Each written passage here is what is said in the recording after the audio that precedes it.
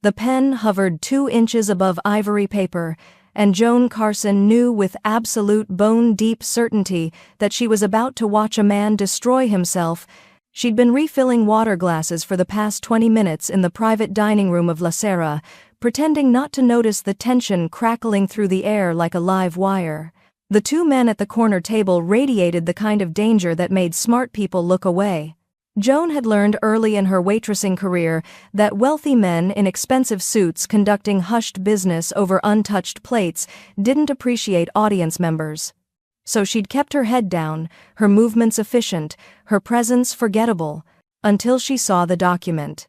It was just a glimpse, barely 3 seconds as she leaned across to top off the water in the crystal tumbler nearest the window, but 3 seconds was all Joan needed.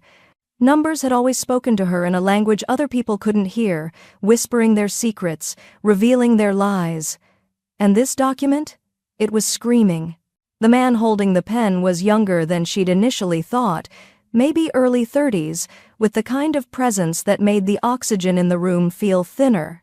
Dark hair swept back from a face that could have been carved from Carrara marble, all sharp angles and harder edges. Ink crawled up the side of his neck, disappearing beneath his collar, and his sleeves were rolled to his elbows, revealing more dark artwork snaking down powerful forearms. He looked like violence poured into an Armani suit. The older man across from him, silver threaded through his temples, navy suit pressed to perfection, leaned forward with barely contained urgency. "Gabriele, sign it. Once you do, the Bianchi family has no legal claim. We walk out clean." Gabriele. The name fit him, old world, elegant, dangerous. Joan watched his jaw work, watched the muscle jump beneath the stubble shadowing his cheek. His eyes dark, depthless, merciless, scanned the document one more time, and she could practically feel the weight pressing down on his shoulders. He was going to sign it, and it was wrong. Every cell in Joan's body screamed at her to walk away. These weren't her people, this wasn't her world, and she had exactly $43 in her checking account, and a mother whose medical bills meant Joan couldn't afford to lose this job over something that absolutely, definitely, 100% was not her business. She made it 3 steps toward the kitchen, then stopped, turned back. Her hand was shaking slightly as she approached the table again, water pitcher clutched like a shield. Both men glanced up at her, the older one with irritation flickering across his features, Gabriele with the blank, assessing stare of a predator, sizing up whether something was prey or threat. "I'm so sorry," Joan heard herself say, her voice steadier than she felt, "but I think there's a problem with your document." The silence that followed could have stopped hearts. The older man, Luca, she'd heard Gabriele call him, straightened in his chair, his expression hardening. "Excuse me?" But Gabriele didn't move, didn't blink, just watched her with those fathomless eyes, and Joan felt pinned in place like a butterfly in a collector's case. "The date here," she continued, committing fully to what was probably a spectacularly bad decision.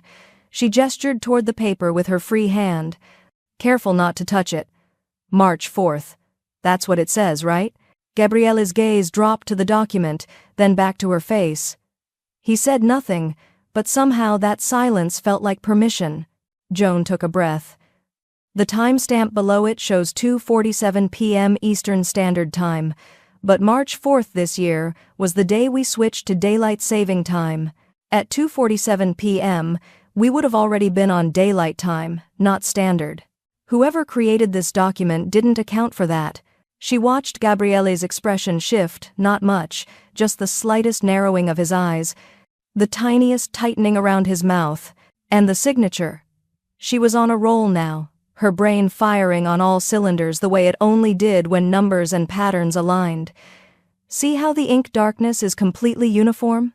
Real signatures have variation, more pressure at the beginning of strokes, lighter at the ends.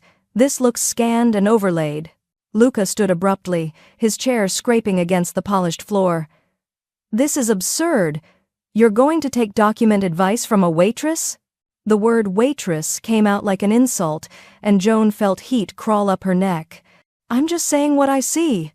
"What you see." Luca said, voice tight with something that might have been panic beneath the condescension, is a legal treaty that's been verified by our lawyers.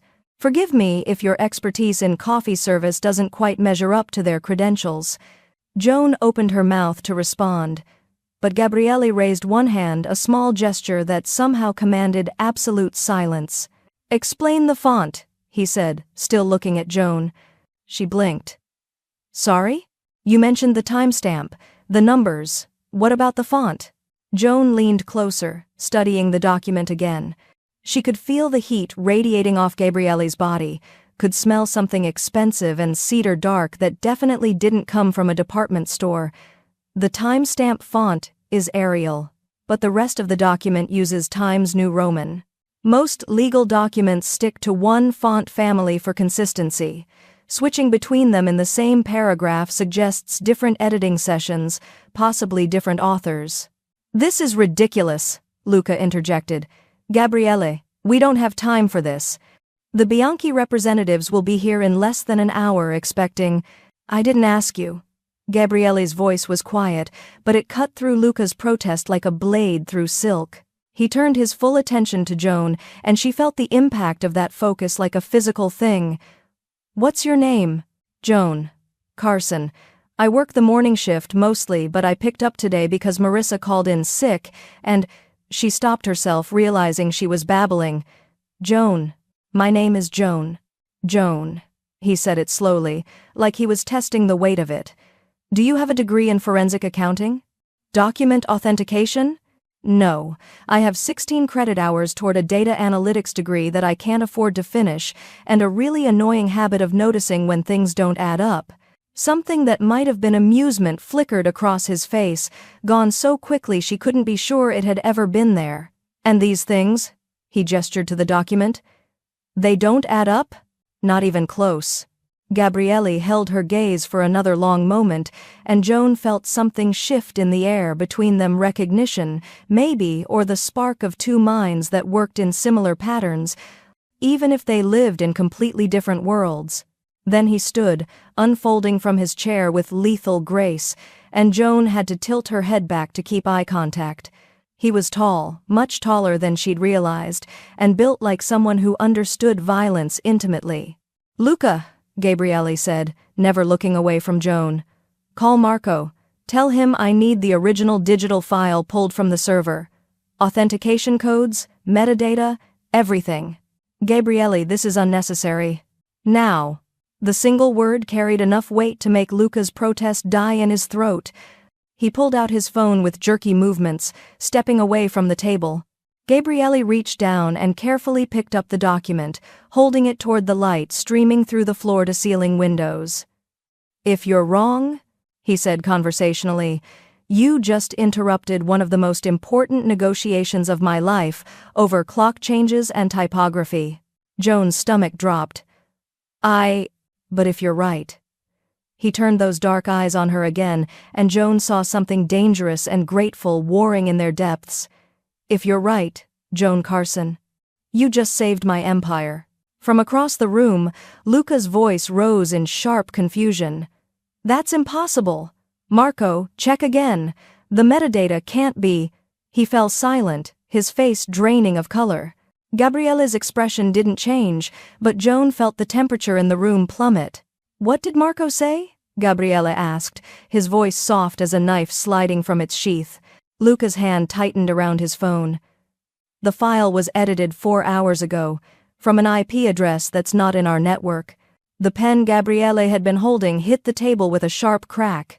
Sign it, Gabriele, Luca said quietly, and now his voice carried a tremor Joan couldn't identify.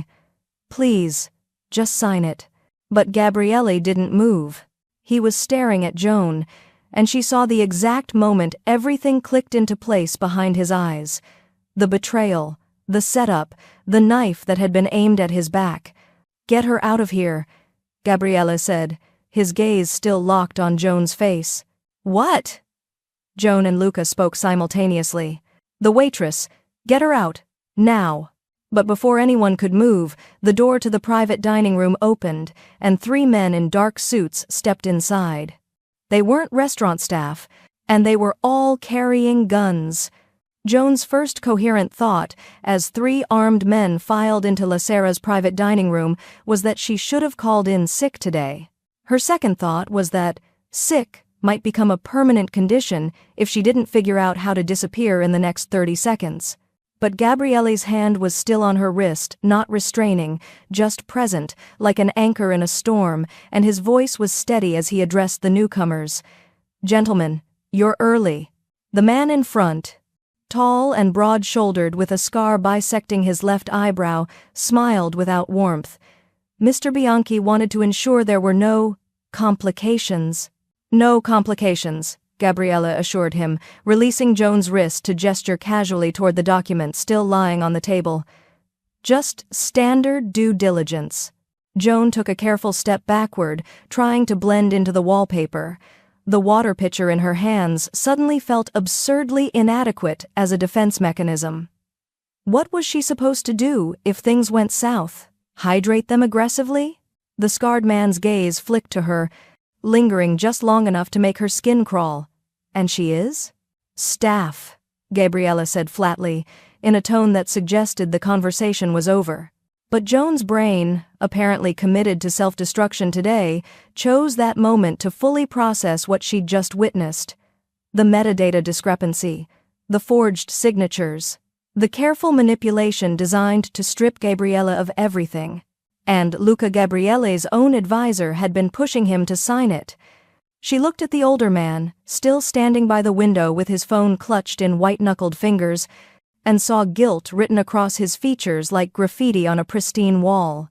"Oh no," Joan whispered, the pieces clicking together with horrifying clarity. Gabriele heard her. His eyes cut to her face, sharp and assessing, and she watched understanding dawn. He could see that she'd figured something out, something that clearly showed on her face because she'd never been good at poker. "Joan," he said quietly. "Kitchen, now." It was phrased like a suggestion, but carried the weight of a command. Joan nodded, already turning toward the door, when Luca's voice stopped her. "She can't leave." Every person in the room went still. Gabriele turned slowly, his movement precise and predatory. "Excuse me?"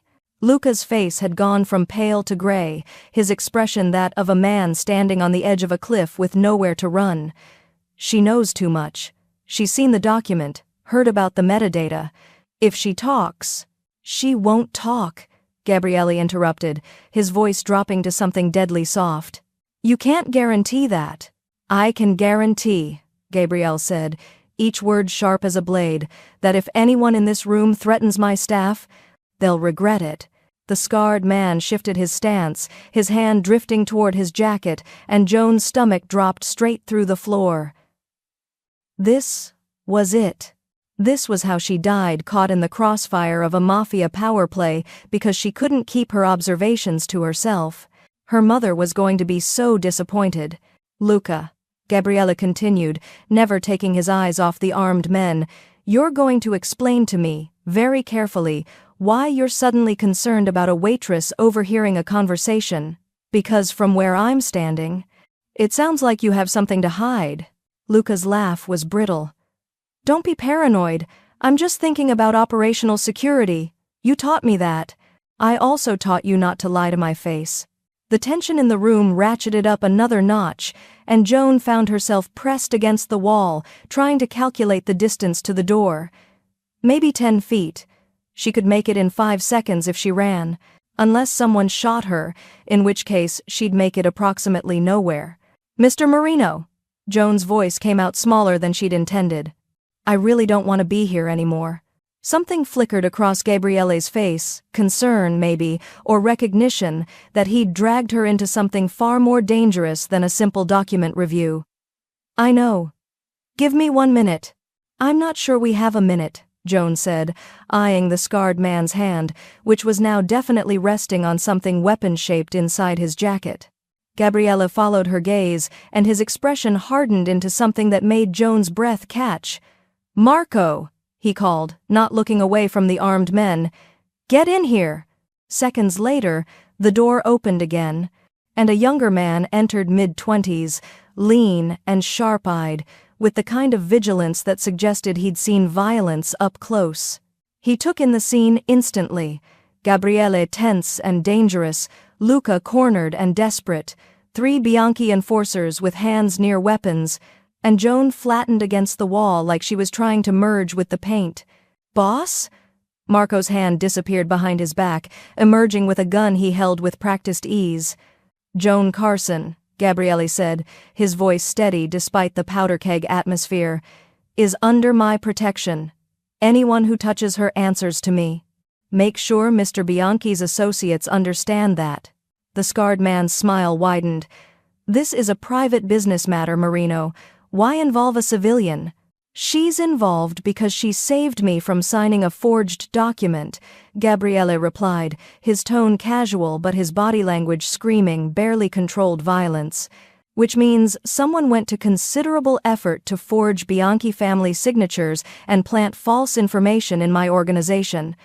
I'm very interested in finding out who." "That's absurd," the scarred man said.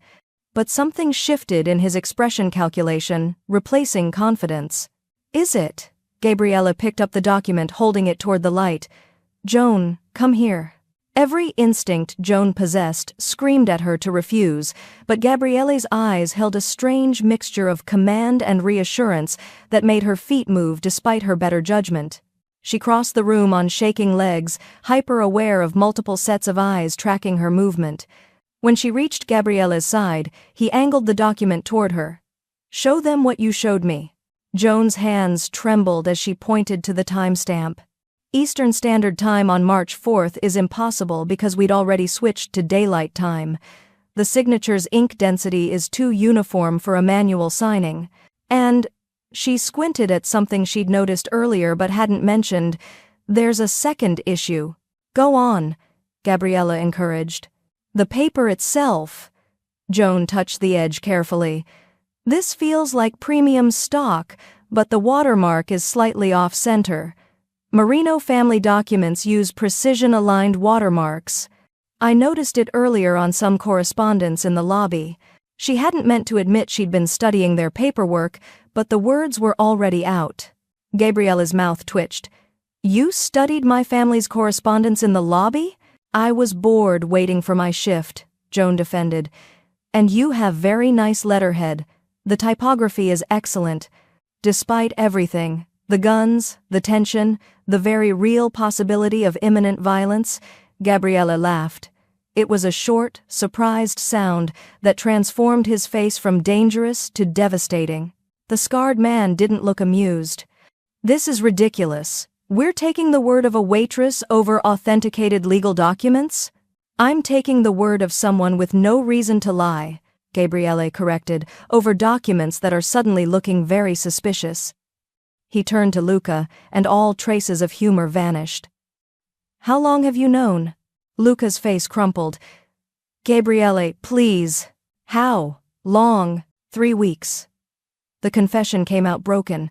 "They approached me 3 weeks ago, said if I didn't cooperate, they'd kill Elena." "Elena?" "Luca's daughter." Joan had served her coffee last month, bright, cheerful, studying architecture at Columbia. Gabriele's expression didn't change, but Joan felt the temperature drop. "And you didn't tell me." "I couldn't." "They had surveillance on her apartment, her campus, everywhere. They showed me photos, Gabriele. Photos of her walking to class, sitting in the library, sleeping in her own bed." Luca's voice broke. "What was I supposed to do?"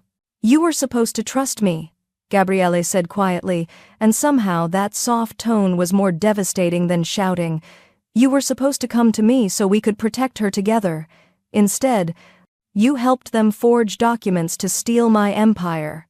I didn't have a choice." "There's always a choice." Gabriele set the document down with deliberate care. "You just made the wrong one." The scarred man cleared his throat. "This is all very touching, but Mr. Bianchi is expecting that signature within the hour. Whatever personal drama you're experiencing, it doesn't change our agreement." "We don't have an agreement," Gabriele said flatly. "We have a forgery, and the moment you walked in here with your hand on a weapon in my restaurant, you declared war. We're simply here to collect what's owed." Based on a fabricated document? I don't think so. The scarred man's smile turned cold. Then I'm afraid we have a problem, Mr. Marino, because Mr. Bianchi doesn't take kindly to broken promises, and he has a very long memory. So do I, Gabriella replied, and I remember every single person who's tried to take what's mine. Would you like to know what happened to them? Joan decided this was an excellent time to interrupt before someone started shooting. Excuse me? Not to interfere with the whole intimidation thing you've got going, but maybe we could all take a breath and… Joan, Gabriella said without looking at her, this isn't the time. Actually, it's exactly the time, she countered, her survival instinct finally overriding her tendency to stay quiet. Because in about 30 seconds someone's going to draw a gun, then everyone else is going to draw guns, and I really don't want to die in a room that serves $17 cappuccinos. Marco snorted, though he kept his weapon trained on the Bianchi enforcers. She has a point, he muttered. Gabriele finally looked at Joan, and she saw something shifting in his expression, concern warring with calculation. What do you suggest?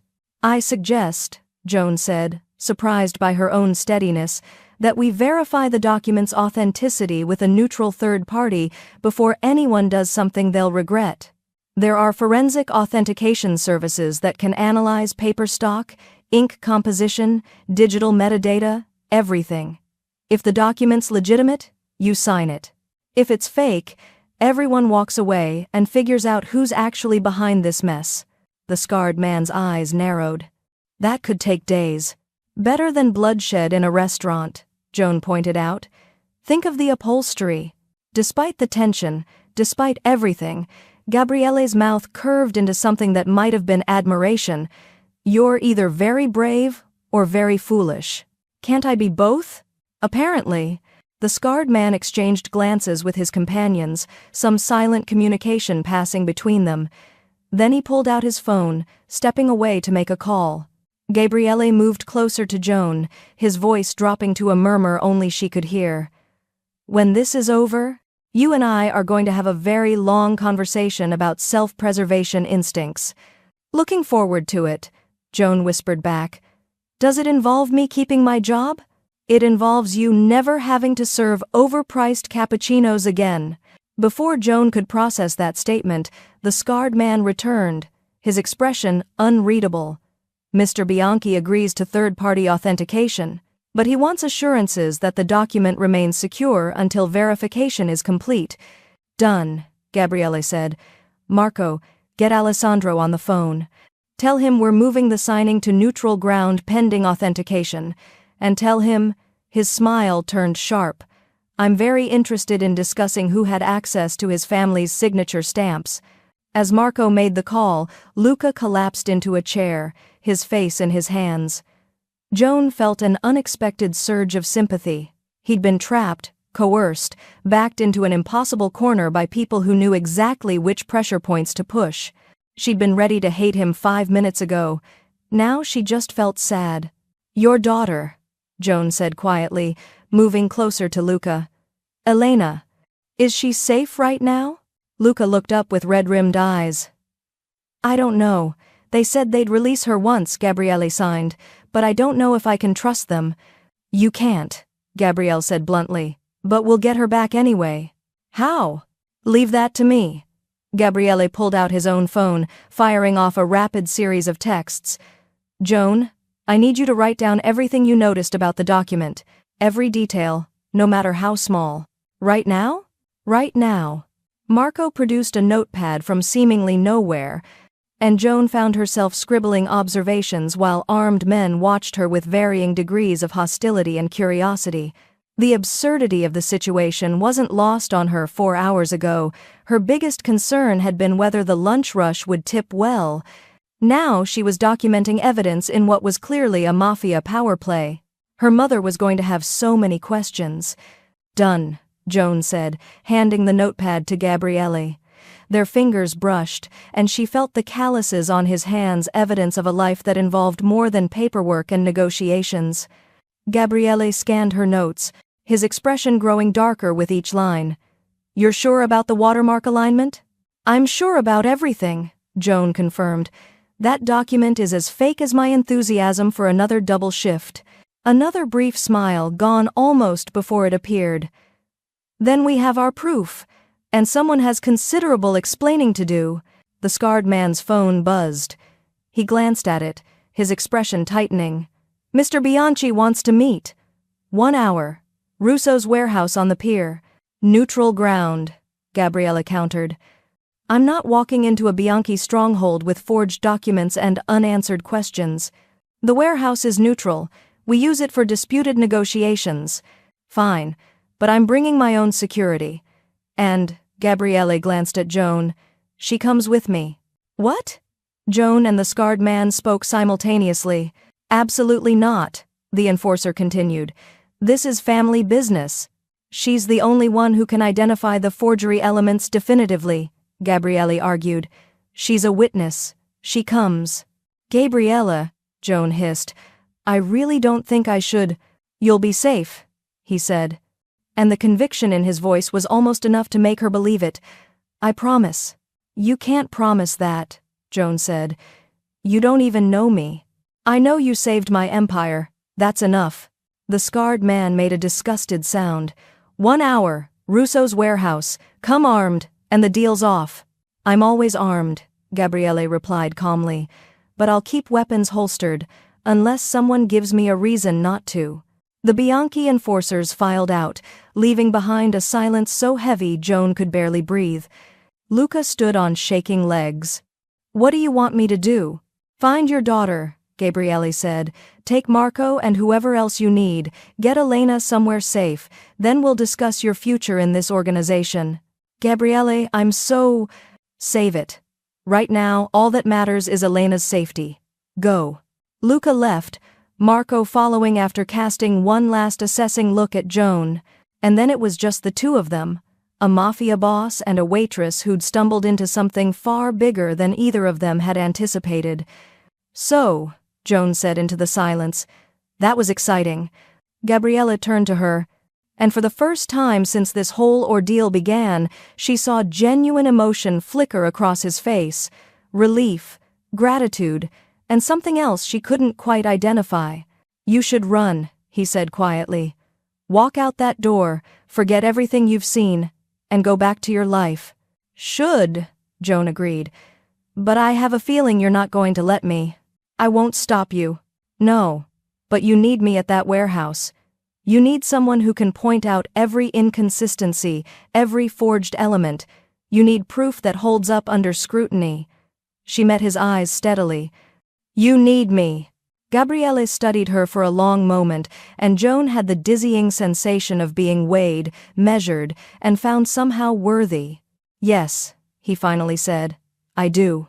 Then I guess I'm going to a warehouse on the pier. Joan tried for levity, though her hands were still shaking. Is that the kind of place where people usually leave alive? Usually. That's not as reassuring as you think it is. His smile was brief, warm, and entirely unexpected. Welcome to my world, Joan Carson. It's terrifying, she informed him. I don't recommend it. Most people don't stumble into it by accident. I have a gift for bad timing. Or perfect timing. Gabriella picked up the forged document, studying it with renewed intensity. If you hadn't spoken up, I would have signed this. Would have given them everything. So either you have the worst luck in the world, or the best. I'm going with worst, Joan decided. Definitely worst. But as Gabrielle's eyes met hers again, something passed between them, recognition, maybe, or the beginning of understanding. She'd saved him, and now, whether she liked it or not, he was going to protect her, even if it meant dragging her straight into the lion's den. We leave in 45 minutes, Gabriella said, his tone shifting back to business. I need to make some calls, arrange security, brief my people. You should eat something, it might be a long night. I'm not hungry. Eat anyway. You'll need your strength. Joan wanted to argue, but the command in his voice made it clear this wasn't a suggestion. So she found herself in Lacera's kitchen, mechanically consuming a sandwich she couldn't taste, while the reality of her situation crashed over her in waves. She was going to a warehouse meeting with the Mafia. She'd just exposed a forgery that someone had gone to considerable trouble to create. And Gabriele Marino, dangerous, powerful, terrifying Gabriele Marino, had looked at her like she was something precious. Joan's phone buzzed with a text from her mother. "How's work, honey?" She stared at the screen, trying to figure out how to respond. "Eventful," she finally typed. "I'll explain later. Love you." Her mother responded with a heart emoji, blissfully unaware that her daughter had just become a key witness in what was probably a massive criminal conspiracy. Joan set down her half-eaten sandwich and pressed her palms against her eyes, trying to steady her breathing. This morning, she'd been nobody, invisible, just another waitress grinding through double shifts and student debt. Now, she was essential. And absolutely, completely terrified. The kitchen door swung open, and Gabriele appeared, having traded his jacket for a dark sweater that somehow made him look even more dangerous. "Ready?" "No," Joan said honestly. "But I don't think that matters." "It doesn't." He held out his hand. "But I meant what I said. You're under my protection. Nothing happens to you." Joan looked at his outstretched hand, scarred knuckles, strong fingers, the promise of both violence and safety wrapped in one gesture. She took it. His grip was warm, solid, anchoring. "Let's go expose a conspiracy," she said, trying for bravery. Gabriele's smile was sharp as a blade. "Let's." They walked through the restaurant together, past staff who stared with barely concealed shock at the boss holding hands with the morning shift waitress. Joan felt their eyes burning into her back, felt the weight of questions she couldn't answer. Outside, a black car waited, sleek and expensive, and probably bulletproof. Gabriele opened the door for her, a gesture of old-world courtesy that felt surreal given the circumstances. Joan slid into the leather seat, her heart hammering against her ribs. This was it. The moment where her ordinary life officially ended, and something else began. Something dangerous. Something thrilling. Something that would either save them both, or destroy everything. Gabriele settled beside her, close enough that she could feel the heat radiating off his body, smell that cedar-dark scent that made her thoughts scatter. "Joan," he said as the car pulled away from La Serra, "if anything goes wrong tonight, I want you to run. Don't look back, don't try to help, just run. I'm not leaving you." His eyes widened, slightly surprised. Maybe, that she'd commit so quickly to someone she barely knew. "You don't owe me anything," he said. "I know." Joan met his gaze steadily. "But you're not the only one who keeps promises. You said I'd be safe. I'm holding you to that. And in return, I'm not running." Gabriele stared at her for a long moment, something fierce and grateful burning in his expression. "You're going to be trouble," he said softly. "Probably," Joan agreed. His hand found hers again in the space between them, fingers interlacing with a certainty that felt like sealing a pact. "Good," Gabriele murmured. "I'm tired of people who don't challenge me." The car turned toward the docks, toward a warehouse where answers waited alongside danger. And Joan Carson, who'd woken up this morning expecting nothing more exciting than arguing with an espresso machine, held tight to the hand of a Mafia boss and tried not to think about all the ways this could end badly. But deep down, beneath the terror and adrenaline, something else stirred. The electric thrill of being seen. Of mattering. Of standing beside someone powerful and being treated as an equal. She'd saved his empire. Now she just had to survive the fallout. The warehouse loomed ahead, dark and industrial against the evening sky. And as they approached, Joan saw figures waiting in the shadows, too many figures, armed and ready. Gabriele's hand tightened on hers. "Stay close," he whispered. "Always," Joan promised. And together, they walked into the darkness. The warehouse smelled like salt, rust, and old violence. Joan's sneakers squeaked against the concrete as she followed Gabriele through the massive space, their footsteps echoing off corrugated metal walls. Industrial lights hung from chains overhead, casting harsh shadows that turned every corner into a potential threat. Alessandro Bianchi waited in the center of the room, flanked by a dozen men who looked like they ate nails for breakfast. He was older than Joan had expected, 70s, maybe, with silver hair swept back from a lined face that might have been handsome once. Now it just looked predatory. "Gabriele," Bianchi called, his voice carrying easily across the empty space. "You bring interesting company to negotiations."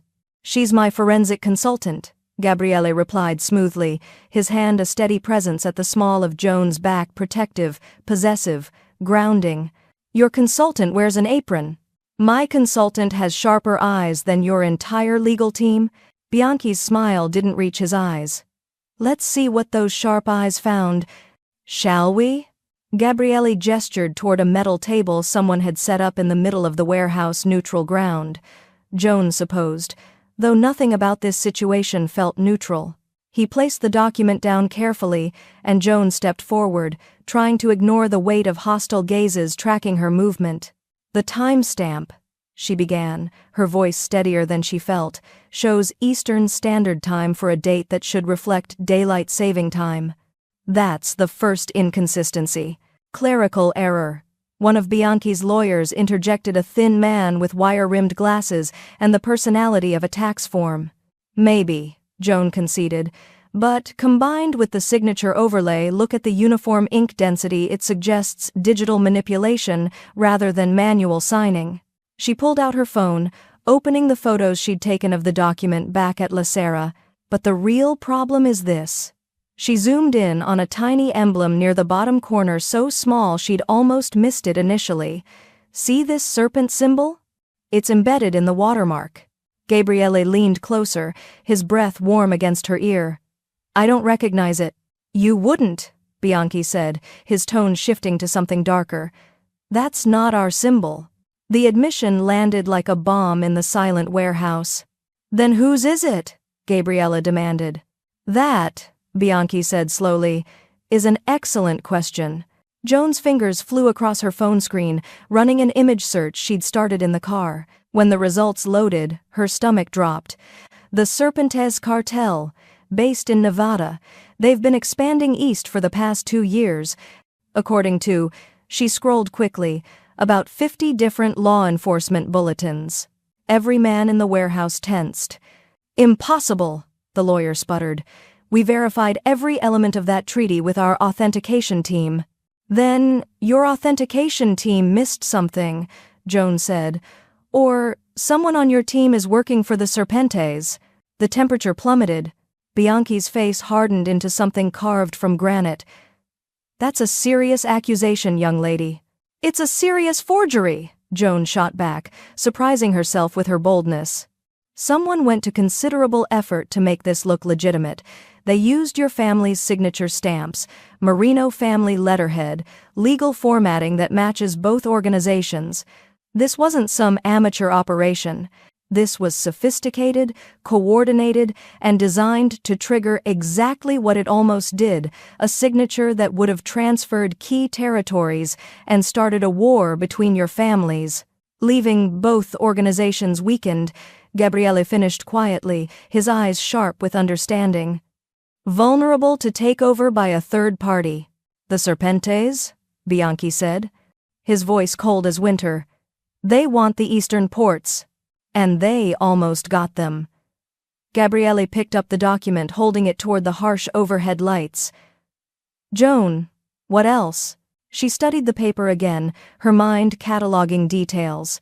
The routing information in the metadata, Marco pulled it earlier. The IP address traced to a server historically used by Marino insiders, right? Gabriele nodded, his expression grim. "But the server connection shows a VPN redirect through..." She checked her phone again, reading Marco's technical breakdown. "Las Vegas, same city as Serpentes headquarters. Someone inside your organization was used to plant this forgery, but the actual creation came from Nevada." "Luca," Bianchi said. "No." Gabriele's voice was flat, certain. "Luca was coerced, his daughter was threatened. He cooperated under duress, but he didn't create the forgery." "Then who did?" Gabriele pulled out his phone, firing off a text. Seconds later, Marco responded with a name that made Gabriele's jaw tighten. "Raffaele," he said, the name tasting like poison. My capo for Eastern operations. He had access to our authentication systems, our legal templates, everything needed to create a convincing forgery. And motive? Bianchi asked. Ambition. He's been pushing for more territory, more control. I've been holding him back.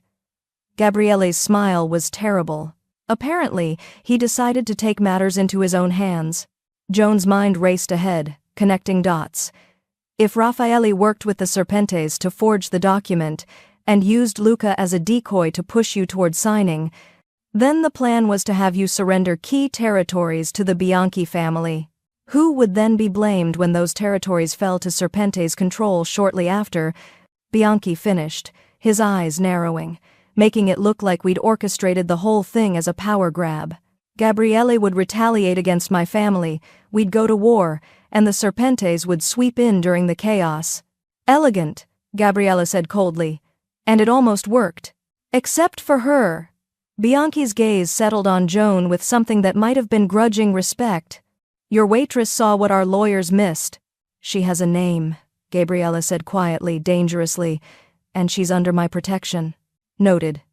Bianchi turned to his own men. Find everyone who touched that document on our end. I want names, access logs, everything. Someone on my side helped plant this forgery, and they're going to answer for it. His men scattered, phones already out. Joan's phone buzzed with an incoming message, unknown number. Her thumb hovered over the delete button, but curiosity won. She opened it. Clever girl. Too clever. Walk away while you still can. Ice slid down her spine. Gabriele, she whispered, showing him the screen. His expression transformed into something murderous. They're watching us. Right now. As if on cue, the warehouse lights flickered, then died completely. Darkness swallowed everything. Joan felt Gabriele's arm wrap around her waist, pulling her against his body with protective force. She could hear shouting, the sound of weapons being drawn, footsteps echoing in the cavernous space. Don't move, Gabriele breathed against her ear. Stay exactly where you are. Something metal crashed in the darkness. A door, maybe, or a shelf. More shouting. The unmistakable sound of a safety clicking off. Then, cutting through the chaos, a voice Joan didn't recognize. Hello, Gabriele. We need to talk about what belongs to whom. The lights flickered back on, revealing a new figure standing in the warehouse entrance, tall, sharp-suited, with a serpent tattoo crawling up his neck. Behind him, at least 20 armed men blocked the exits. They were surrounded. And the man with the serpent tattoo was smiling like he'd already won. My name is Dante Reyes, he said, his accent carrying traces of Mexico beneath polished English. And I believe you have something that's about to become mine. Dante Reyes looked like money, violence, and calculated patience wrapped in a custom suit. The serpent tattoo coiling up his neck seemed to pulse under the harsh warehouse lights, and his smile held the kind of confidence that came from holding all the cards. Joan's first instinct was to hide behind Gabriele. Her second was to catalog every exit and calculate her chances of reaching any of them. Approximately 0, her brain supplied helpfully. You have impressive timing, Gabriele said, his voice carrying none of the tension Joan could feel thrumming through his body. His arm remained around her waist, steel disguised as protection. Breaking into a private meeting. Very bold. Not breaking in, Dante corrected, gesturing around the warehouse. This is Russo territory. Neutral ground, remember? And Russo owes me several favors. He tilted his head, studying Joan with unsettling interest. The waitress who ruined months of careful planning. You're more perceptive than our intelligence suggested. Your intelligence needs better funding, Joan heard herself say, then immediately regretted it when 20 guns shifted slightly in her direction. Dante laughed, a genuine sound that somehow made him more terrifying. I like her. Gabriele, you always did have interesting taste in protection details. She's not protection. She's... Gabriele paused, and Joan felt him recalibrate. She's with me. The possessiveness in those 3 words sent heat crawling up Joan's neck, despite the mortal danger surrounding them. Bianchi stepped forward. his earlier hostility toward Gabriele apparently forgotten in the face of a mutual threat. "Reyes, if you think you can waltz into our territory and claim what's ours—" "Your territory?" Dante's smile widened. "Alessandro, you're operating on outdated information. Half your Eastern operations are already mine. I own your suppliers, your distribution networks, your warehouse managers. You just don't know it yet." The color drained from Bianchi's face. "And, Gabriele," Dante's attention swung back like a predator spotting movement, "your ambitious capo Raffaele has been very cooperative. Very eager to discuss how a partnership with the Serpentes could elevate his position." Gabriele's expression didn't change, but Joan felt his muscles coil. "Where is he?" "Nearby, waiting to see how this conversation ends." Dante pulled out a tablet, swiping through what looked like financial records. "Here's what's going to happen. You're going to sign a revised version of that treaty, properly forged this time, with authentic signatures transferring 40% of your Eastern operations to my organization. In exchange, I don't release the evidence I have of your various legal complications to the FBI. Evidence you fabricated," Gabriele said flatly. "Evidence that will look very real to federal prosecutors." Dante's smile never wavered. "Money laundering, racketeering, conspiracy to commit murder. I have digital trails, testimony from cooperative witnesses, even some genuine documents you probably thought were secure. Whether it's true or not doesn't matter. The investigation alone would cripple you for years." Joan's mind raced through the implications. Fabricated evidence was surprisingly easy to create if you had the right technical skills and access. And if the Serpentes had infiltrated Marino operations deeply enough to forge one document, they could have planted dozens more. "You're bluffing," she said, surprised by her own steadiness. "Digital evidence is too easy to discredit with metadata analysis. Any decent forensic accountant would spot inconsistencies in—" "In what?" Dante interrupted, his eyes gleaming. "The offshore accounts I've been feeding money into for 6 months using Marino routing numbers? The encrypted communications I've been sending from IP addresses inside Gabriele's organization? I haven't been faking evidence. Miss Carson, I've been creating it. Real transactions, real communications, all designed to build a prosecution case that will survive any scrutiny." The warehouse seemed to tilt. "That's why the forgery had to be perfect," Joan realized, the pieces clicking together. "You needed Gabriele to sign something that would look legitimate under investigation. When the FBI came looking, and you'd make sure they did, they'd find that treaty as evidence of illegal territory deals. It would corroborate your fake evidence and make everything else more credible." Dante slow-clapped, the sound echoing mockingly. "Beautiful.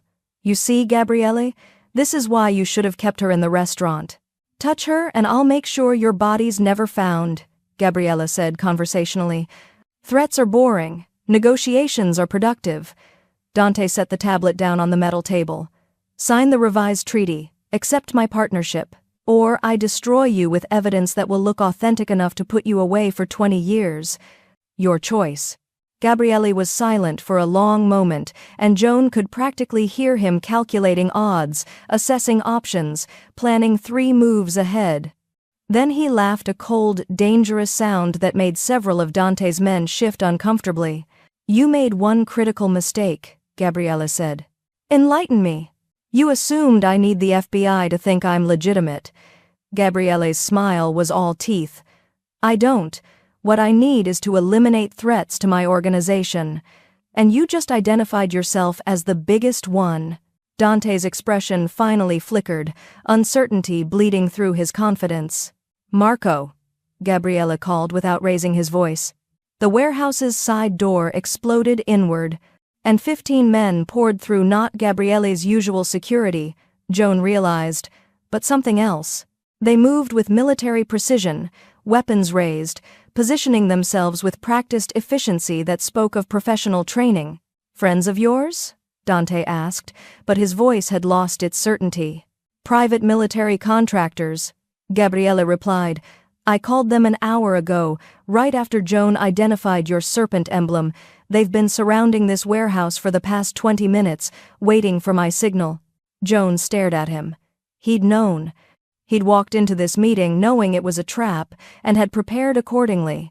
"You're outnumbered," Dante said, though his men were already looking nervous. "I'm really not." Gabriele pulled out his phone, showing Dante a live security feed. "See that? Those are federal agents parked 3 blocks away. I called them too. Gave them everything Joan documented about your forgery operation, your infiltration of Bianchi territory, your fabricated evidence scheme. They're very interested in discussing interstate racketeering charges." Dante's face went carefully blank. "So, here's my counteroffer," Gabriele continued, his voice dropping to something deadly soft. "You tell me where Raffaele is, you turn over every piece of fabricated evidence you've created, and you disappear from my territory permanently. In exchange, I don't hand you to the FBI right now. And if I refuse?" Gabriele's smile was terrible. "Then I call them in, and you spend the next 30 years in federal prison explaining to prosecutors exactly how you've been infiltrating legitimate business operations to build criminal enterprises. I'm sure they'll be fascinated." The standoff stretched, tension crackling like lightning about to strike. Then Luca's voice cut through from somewhere behind them. "Gabriele, we found him." Joan turned to see Luca emerging from a side office, his face grim, his hands on the shoulders of a man she'd seen before in La Sera, one of Gabriele's senior people, well-dressed and cold-eyed. "Raffaele." But it was what Luca said next that made Joan's blood freeze. And he wasn't working for the Serpentes, he was working with them as an equal partner. The Nevada operation? It's not just Dante's. Raffaele co-founded it 2 years ago. He's been building his own empire inside yours, using your resources to fund it. He didn't betray you for money, Gabriele. Luca's expression was stricken. He betrayed you because he's been planning to take everything from the beginning. And according to the documents we found, Luca held up a folder, his hand shaking. "He's already moved 60% of your liquid assets offshore. You're broke, Gabriele. He's already taken your empire." The warehouse erupted into chaos, and Joan, watching Gabriele's face transform into something beyond rage, something cold and final and absolutely lethal, realized they'd all been playing the wrong game. The real war hadn't even started yet. The silence lasted exactly 2 seconds before everything exploded. Raffaele lunged sideways, breaking free from Luca's grip with practiced violence. Dante's men raised their weapons. Gabriele's contractors moved forward in tactical formation, and somewhere in the chaos, someone fired a shot that pinged off the metal ceiling, raining rust down like deadly confetti. Joan's survival instinct finally kicked in. She dropped to the concrete, hands over her head, cursing every decision that had led her to this moment. "Nobody moves!" Gabriele's voice cut through the pandemonium with commanding force. He had his own weapon out now. When had that happened? Aimed steadily at Raffaele's chest. 60% of my liquid assets. Explain. Now." Raffaele straightened his jacket with insulting casualness, a smile playing at his lips. "It's quite simple, really. You were so focused on external threats, the Bianchis, the Russians, the competition. You never considered that your real enemy was sitting across from you at family dinners. 2 years, Gabriele said, his voice dangerously quiet. You've been stealing from me for 2 years. Not stealing, reallocating. You're too conservative, Gabriele, too tied to the old ways. The Marino family could be an empire, but you keep it a kingdom. Raffaele's eyes gleamed with ambition that bordered on mania. I'm building something bigger, something that doesn't answer to outdated codes and blood loyalties. Joan, still flattened against the concrete, watched the scene unfold with horrified fascination. From her ground-level perspective, she could see something nobody else had noticed, a thin wire running from Raffaele's sleeve to his palm. A dead man's switch. "Gabriele!" she called out, trying to keep her voice steady. "He's wired. Look at his left hand." Everyone's attention snapped to Raffaele, who smiled wider. "Smart girl. Yes, I'm carrying enough C4 to level this entire warehouse. If my heart stops, we all die." So let's discuss this like civilized people. You're insane, Bianchi breathed. I'm prepared. Raffaele turned to Dante. The revised plan. Now. Dante looked distinctly uncomfortable apparently. Suicide vests hadn't been part of their agreement. Raffaele, this isn't the plan. Raffaele's voice rose, his thumb twitching over the switch. You get the Eastern Territories, I get the offshore accounts and legitimate businesses. Gabriele and Bianchi are either neutralized or dead. We split the empire and move forward. That was the deal. Joan's mind raced. 60% of Gabriele's liquid assets meant millions, possibly hundreds of millions. But if Raffaele had been embezzling for 2 years, there would be digital traces, routing numbers, account transfers, authentication logs. And if she'd spotted inconsistencies in one forged document, she could find them in others. The offshore accounts, Joan said, pushing herself up to sitting despite the weapons still trained everywhere. You moved the money through shell corporations, right? Multiple layers to obscure the trail? Raffaele's eyes narrowed. What's your point, Waitress? My point is that every transaction leaves metadata, transfer timestamps, IP addresses, authentication certificates, and if you were moving that much money, you couldn't do it all at once. You'd need to spread it over months, maybe years, using automated systems. She looked at Gabriele. Do you have access to your organization's full financial records? Not just the summary reports, the actual transaction logs? Marco does, Gabriele said, never taking his eyes off Raffaele. Then have him pull them, because I'm betting Raffaele's automation wasn't perfect. There will be patterns, timing patterns, routing patterns, something that connects the transfers back to him. Joan stood slowly, hands visible and non-threatening. And once we have those patterns, we can reverse trace the money. You can't access those accounts, Raffaele sneered. They're secured behind military-grade encryption. But they still exist in a financial system with rules and regulations, Joan countered. Offshore doesn't mean invisible, it just means harder to find, and I'm really, really good at finding things that don't add up. For the first time, doubt flickered across Raffaele's face. Gabriele's phone buzzed. He glanced at it, his expression hardening. Marco just found the first transaction cluster. 43 transfers over 6 months, all routed through accounts in the Caymans, all authenticated with your personal security credentials. He looked up, and his smile was deadly. You just used your own access codes. Sloppy. Doesn't matter, Raffaele said, but his voice had lost conviction. The money's gone, moved to untraceable accounts. You can't get it back. Maybe not immediately, Joan said, but we can freeze the accounts with the right legal pressure. International banking regulations require... Enough! Raffaele's thumb pressed harder on the switch, and Joan saw genuine panic in his eyes. A man who'd planned everything meticulously was watching his perfect scheme unravel because of a waitress with a knack for numbers. Nobody moves. Nobody calls anyone. We're going to walk out of here together, and... The warehouse doors burst open again, but this time it wasn't security forces. It was Elena. Luca's daughter stumbled through the entrance, her hands bound, her face bruised, followed by 3 more Serpentes enforcers. One of them had a gun pressed to her head. "Daddy!" Elena's voice cracked with terror. Luca went white. "You said she was safe." "Marco, you said." "She was," Marco said grimly. "Someone must have tipped them off to the safe house location." "I did," Raffaele said simply. "Insurance policy. Now, Gabriele, here's how this actually ends. You sign over the territories to Dante. Luca stands down, and the girl lives. Otherwise," he nodded to the enforcer, who pressed the gun harder against Elena's temple. Joan watched Gabriele's face, saw the calculation warring with something else: humanity.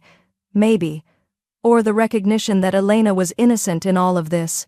"Don't," Joan whispered, moving closer to him. "There's another way." "There isn't," Gabriele said quietly. "He's got us cornered." "He doesn't." Joan's mind worked frantically. "The dead man's switch, if his heart stops, it triggers. But it has to work on a radio frequency to communicate with the explosives, right? which means it can be jammed. We don't have jamming equipment, Marco said. But we have something better. Joan pulled out her phone. Every phone in this warehouse is a potential signal disruptor if we all call the same number simultaneously. The interference might be enough to block the switch's signal for a few seconds, long enough to get everyone killed if you're wrong, Raffaele interjected. To save everyone if I'm right. Joan met Gabriele's eyes. Trust me. The words hung between them, a waitress asking a mafia boss to bet everything on her theory about radio frequencies and signal interference. Gabriele stared at her for a long moment. Then he nodded once, sharp and decisive. Marco, Alessandro, get your people on their phones. Everyone calls. Gabriele rattled off a number, on my mark. Contractors, be ready to move the second that switch goes dead. This is insane, Dante muttered, but he was already pulling out his phone. Gabriele, please, Raffaele said, and now he just sounded desperate. Don't do this. We can still make a deal. You held a gun to an innocent girl's head, Gabriele said flatly. There's no deal. There's only consequences. Joan positioned herself, phone ready, her entire body vibrating with tension. If this didn't work, they were all about to be vaporized. If it did work, she'd just saved them again. On 3, Gabriele said. 1. Joan's thumb hovered over the call button. 2. She could see Elena crying silently, Luca's anguished face, Raffaele's growing panic. 3. 50 phones dialed simultaneously, filling the warehouse with a cacophony of ringing. The air itself seemed to crackle with interference. Raffaele looked down at his switch, confusion blooming across his features as the indicator light flickered. Then went dark. Gabriele's contractors moved with lethal precision. 3 of them tackled Raffaele before he could process what had happened, pinning him to the concrete and ripping the dead man's switch from his hand. 2 more took down the enforcers holding Elena, and suddenly Luca was running toward his daughter, pulling her into his arms. Dante raised his hands slowly. I had nothing to do with the girl. That was all, Raffaele. You're still under arrest. A new voice called from the entrance. Federal agents poured through every door, weapons drawn, badges flashing, and Joan finally understood that Gabriele had been 3 steps ahead the entire time. He'd called them, not as a threat to Dante, as an actual plan. Agent Morrison. Gabriele greeted the lead agent calmly, as if he wasn't standing in a warehouse full of weapons and criminals. Thank you for the timing. We've been listening to everything, Morrison said grimly. Raffaele Torres. Dante Reyes. You're both under arrest for racketeering, conspiracy, attempted murder, and about 15 other charges I'm going to enjoy reading to you. As agents swarmed the scene, securing suspects and clearing weapons, Joan found herself standing in the middle of chaos, her hands still shaking from adrenaline. Gabriele appeared beside her, his presence solid and grounding. You saved us. Again. I endangered us first, Joan said, her voice coming out slightly hysterical. If that signal jamming hadn't worked. It did work. He turned her toward him gently, his hands on her shoulders. Because you're brilliant and brave and completely terrifying. I'm a waitress who got lucky twice. You're the reason I still have an empire to rebuild. His eyes held something fierce and grateful and unbearably intense. Joan Carson, you're going to work for me. Not serving coffee. Doing this. This? Joan gestured around the warehouse. Nearly dying in explosions? Financial analysis, security consulting, helping me identify threats before they destroy everything. His voice softened. Staying by my side. Joan opened her mouth to respond when Morrison approached, his expression businesslike. Miss Carson? We need your statement about the document forgery. You'll be our key witness in the prosecution. Joan looked at Gabriele, then back at the agent. Sure. I can do that. But as Morrison led her toward a quiet corner for questioning, something cold touched the back of her neck, not fear exactly, but a premonition that the danger wasn't over. Because Raffaele, being loaded into a federal vehicle, caught her eye and smiled. A knowing, triumphant smile that said, You think you won, but you have no idea what's really happening. And Joan realized with sinking certainty that they'd stopped one conspiracy only to stumble into something much, much worse.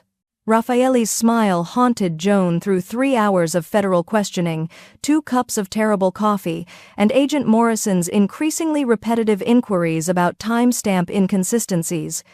"Miss Carson? Are you listening?" Joan blinked, dragging her attention back to the agent, sitting across from her in the makeshift interview space, a corner office in a building the FBI had commandeered near the warehouse. "Sorry. Yes." The font discrepancies indicated multiple authorship sessions. Morrison studied her with the kind of patience that suggested he'd dealt with shell-shocked witnesses before. "You've been very helpful. We have enough for the prosecution.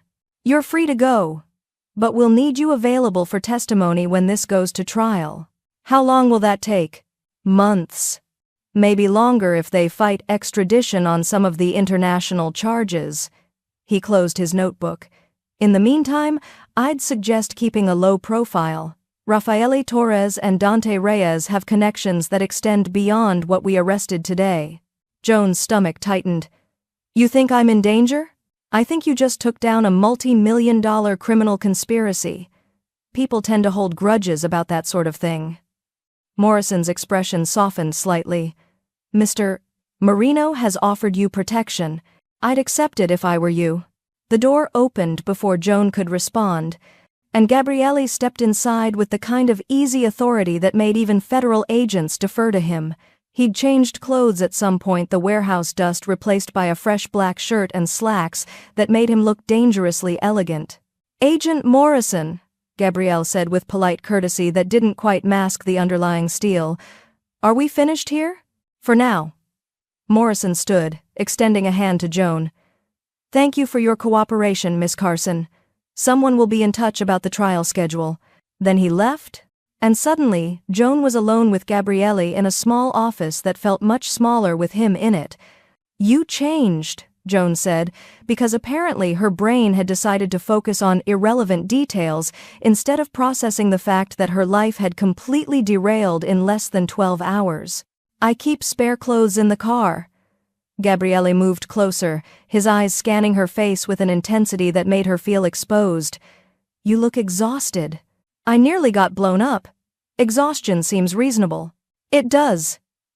He reached out, gently tucking a strand of hair behind her ear, an intimate gesture that sent electricity down her spine. "I'm taking you somewhere safe. No arguments." "I have arguments," Joan protested weakly. "I have a life. An apartment, a mother, who's probably wondering why I haven't answered her texts in 6 hours.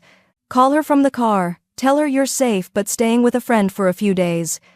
Gabriele's hand dropped but lingered near her shoulder. "Joan," Raffaele smiled at you. "That wasn't random.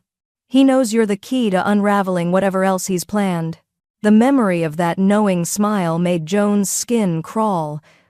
What else could he have planned? "You have his money trail. The FBI has him in custody."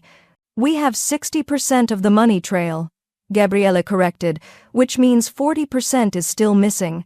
And Raffaele looked too confident for someone facing life in prison. "He has insurance, something we haven't found yet." Joan's analytical mind kicked into gear despite her exhaustion. If he moved 60% through one method, the remaining 40% would use a different approach. Something harder to trace. Maybe physical assets instead of digital transfers? Possibly. Gabriele guided her toward the door with a hand at the small of her back. "But we're not figuring it out tonight. Tonight you sleep somewhere secure while I rebuild what's left of my organization." "How bad is it?" Joan asked as they walked through the building's corridors, agents nodding respectfully at Gabriele as they passed. "The damage Raffaele caused, I mean." Gabriele was quiet for a moment.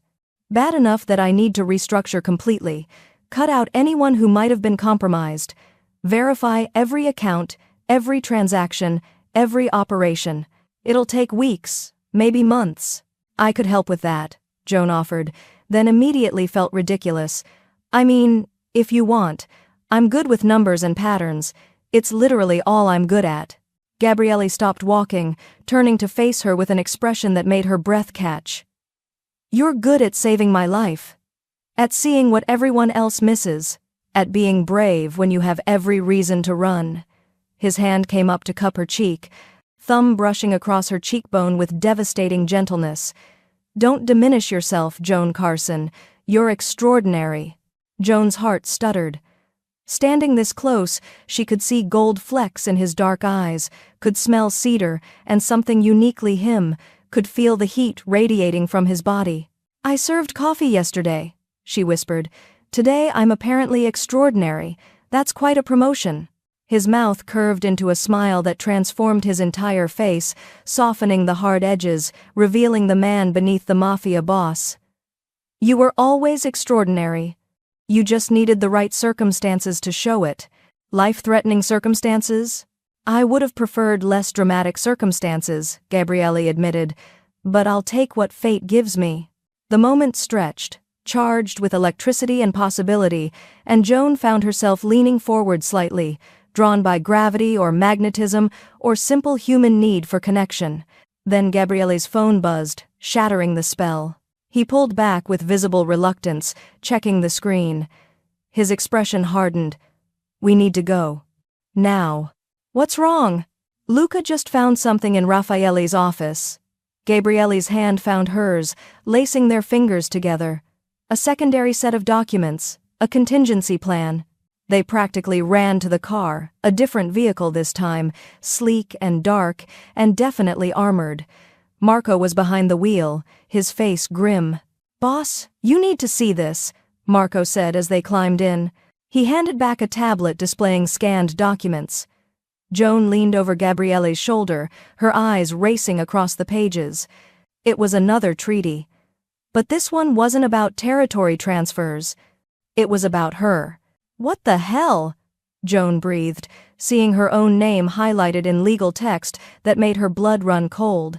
The document outlined a plan to frame her as an accomplice, someone who'd helped Raffaele identify vulnerabilities in Gabrielle's organization, who'd deliberately exposed the first forgery to gain trust, who'd been working with the Serpentes the entire time, complete with fabricated evidence, financial transfers into an account bearing her name, email correspondence she'd never written, even photographs that had been digitally altered to show her meeting with known criminals.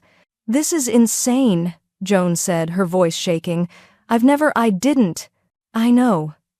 Gabrielle's arm wrapped around her shoulders, pulling her against his side.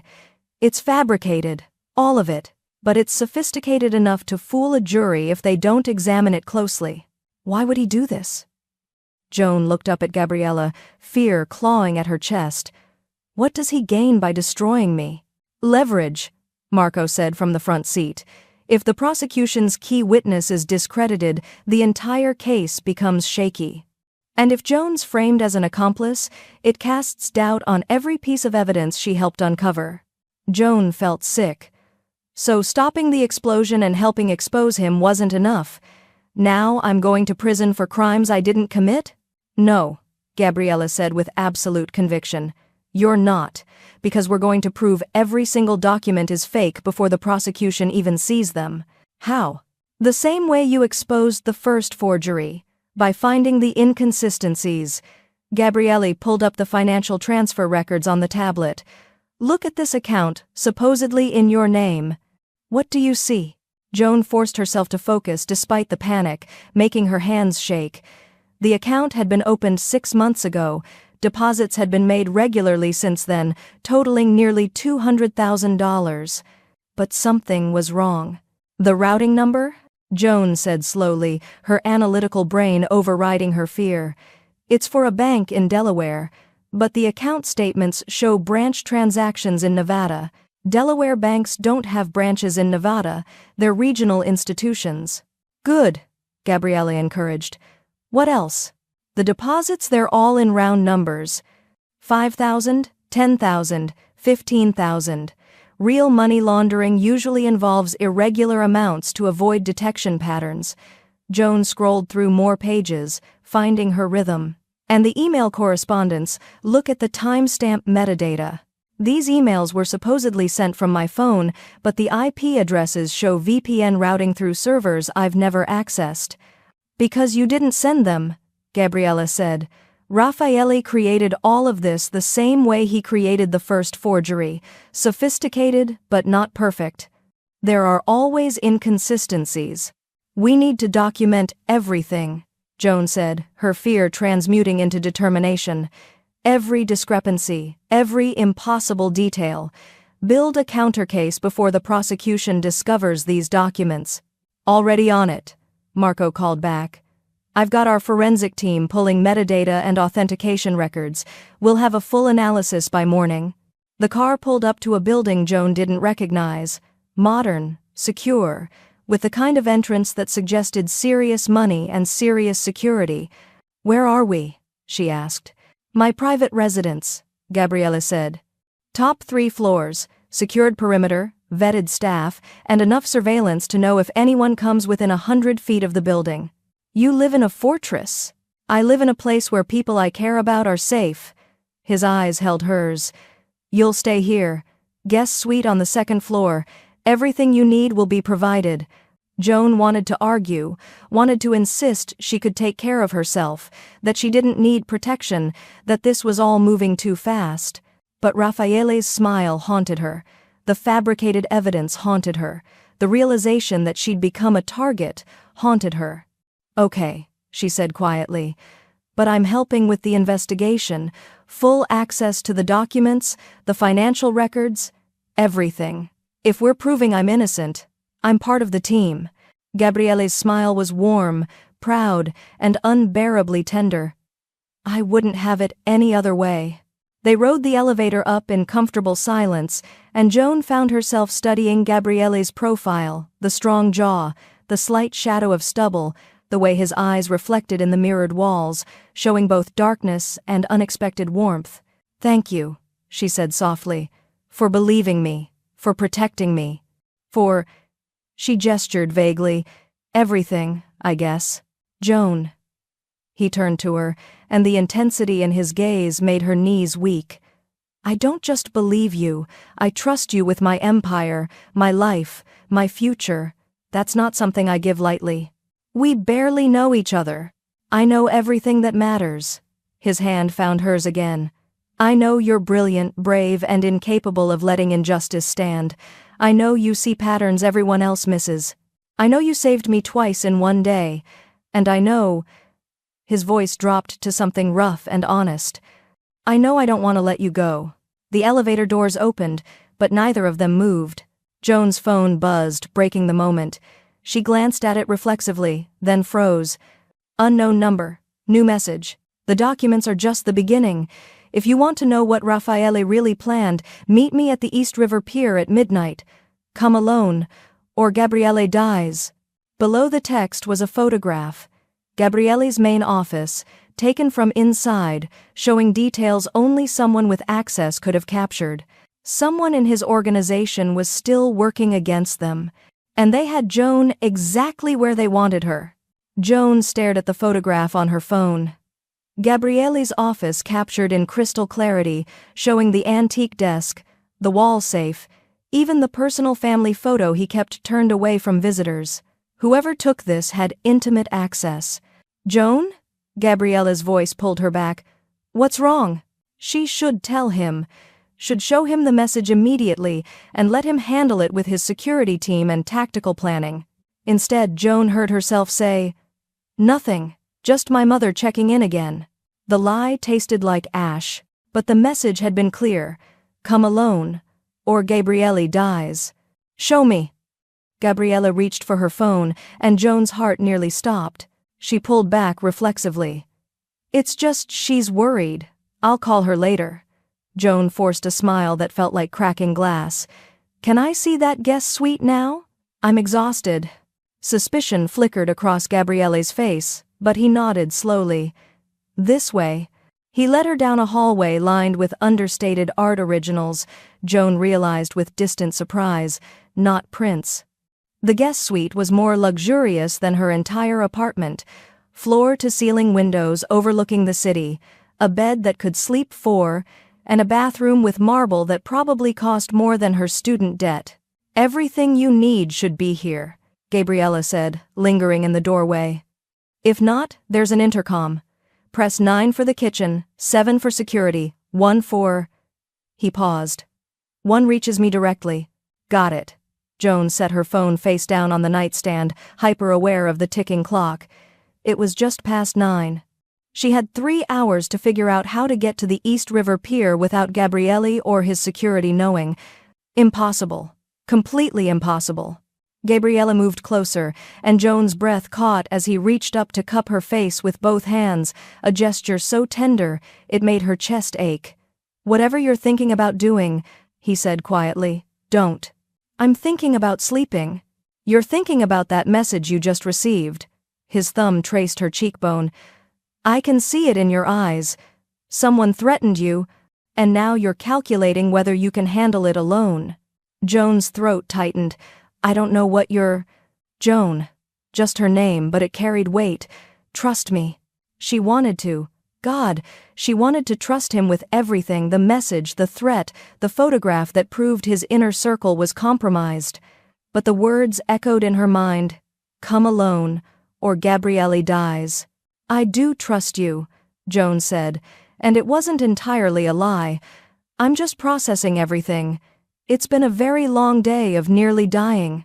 Gabriele studied her for a long moment, then kissed her forehead, a brief, devastating touch that made something in Joan's chest crack open. Get some rest. We'll deal with everything else tomorrow. He left, closing the door softly behind him. Joan counted to 60, then pulled out her phone with shaking hands. The message was still there. The photograph still proof of infiltration. Midnight at the East River Pier. 90 minutes away. She opened her phone's notepad and started typing a detailed explanation of everything, just in case. If this went wrong, if she didn't come back, at least Gabriele would know why she'd made this choice. I'm sorry. Someone in your organization is still working against you, and they threatened to kill you if I didn't come alone. The photograph shows your private office details only an insider would have. I couldn't risk your life. I know this is stupid, but I don't see another choice. The meeting is at the East River Pier at midnight. If I'm not back by 1 a.m., assume the worst. Joan. She saved it as a draft, set to send automatically at 12:30 a.m. Then she examined the suite's windows. They didn't open security feature probably, but there was a balcony accessible through the living area. Joan changed into the darkest clothes she could find in the provided wardrobe, black jeans and a navy sweater that were close enough to tactical wear if she squinted. Then she waited, watching the clock tick toward 11. At 11:15, she crept out of the guest suite. The apartment was quiet. Gabriele had probably retreated to his own space, and the security team was focused on external threats, not internal movement. Joan made it to the balcony, her heart hammering. 12 floors up. No fire escape, no obvious way down except... She looked at the neighboring building, close enough that the balconies were only about 6 feet apart. This is insane, Joan whispered to herself. You're a data analyst, not a parkour expert.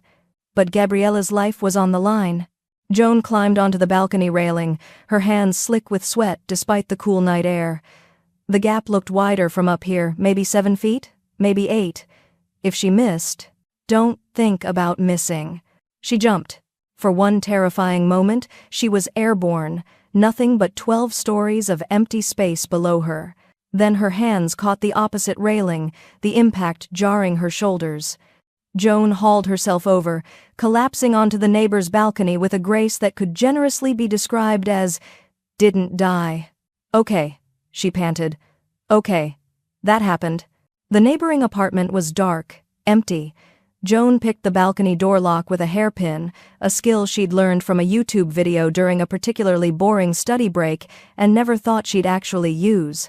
20 minutes later, she was on the street, hailing a taxi that smelled like pine air freshener and regret. East River Pier, she told the driver, then added, and maybe circle the block once before dropping me off. The driver eyed her in the mirror. You okay, miss? Peachy, Joan lied. Just being cautious. The pier was dark when she arrived, industrial, abandoned, the kind of place where bad things happened in crime procedurals. Water lapped against rotting posts, and somewhere in the distance, a ship's horn echoed mournfully. Joan checked her phone. 11:57 p.m. She was early. Footsteps echoed behind her, and Joan spun around, her hand instinctively reaching for a weapon she didn't have. A figure emerged from the shadows, not a Serpente's enforcer, not Raffaele's associate, but someone Joan recognized from La Sera. Antonio, one of Gabrielle's senior managers. Mid-40s, competent, trusted. A traitor. "Miss Carson," Antonio said with a smile that didn't reach his eyes. "Thank you for coming alone." "You're the mole." Joan's mind raced through implications. "You took that photograph. You've been feeding information to Raffaele."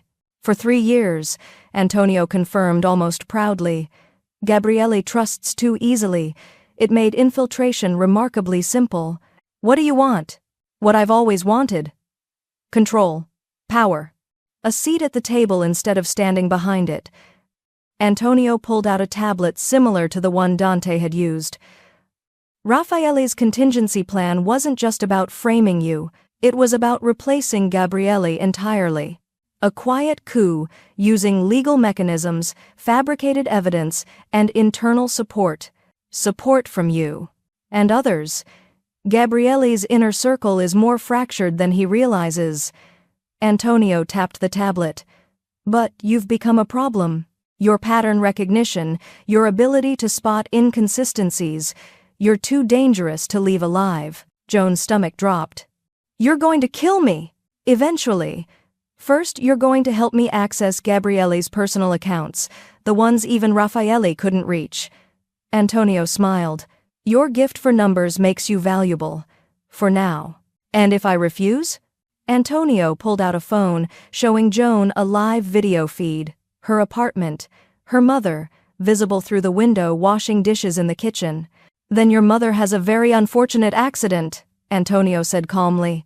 "Your choice, Miss Carson. Cooperate, and she lives. Refuse, and you watch her die." Joan's vision tunneled. This wasn't about Gabriele anymore.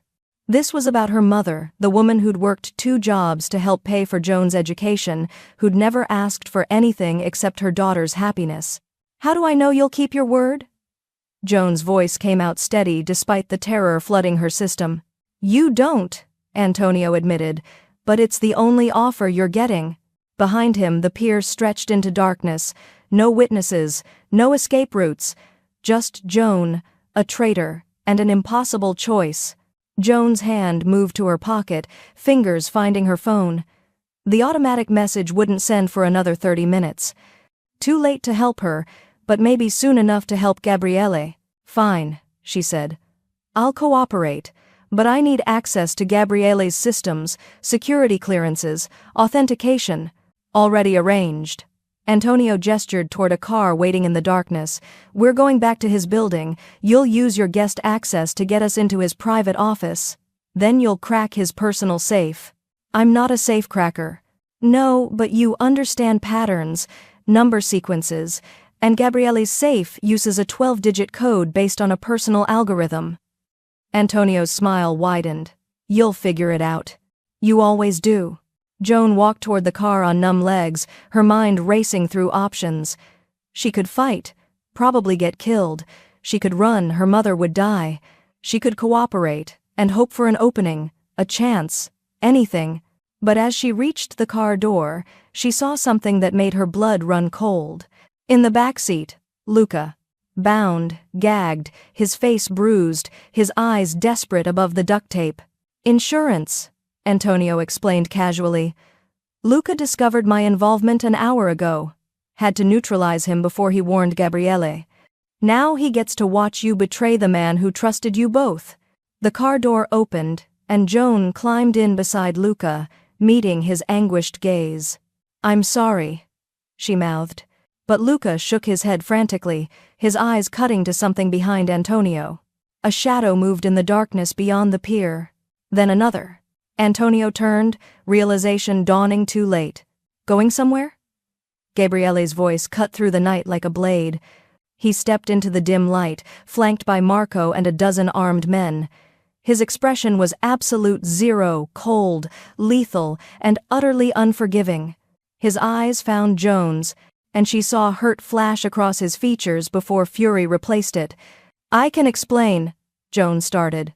"You jumped off a 12-story balcony," Gabriele interrupted, his voice dangerously soft, "rather than trust me with the truth. So please, Joan, explain." Antonio's hand moved toward his jacket. Gabriele's gun was out and pressed to the traitor's temple before he could complete the motion. "Move again," Gabriele said quietly, "and I paint this pier with your brain matter." Marco moved past them to free Luca, cutting through the restraints with efficient brutality. And Joan, sitting in the car with her heart in her throat and tears stinging her eyes, realized she'd made a catastrophic mistake. She'd underestimated exactly how prepared Gabriele Marino could be when protecting someone he cared about. "The tracker," she breathed. "You put a tracker in my phone." "In the phone I gave you, yes." Gabriele hauled Antonio out of the car with vicious force. "Did you really think I'd let you leave my protection unwatched?" "He threatened my mother." "Your mother is fine," Gabriele interrupted. "I had security watching her apartment from the moment you received that first threat. She's safe, Joan. She was always safe." Relief and fury and a dozen other emotions crashed over Joan simultaneously. "You could have told me.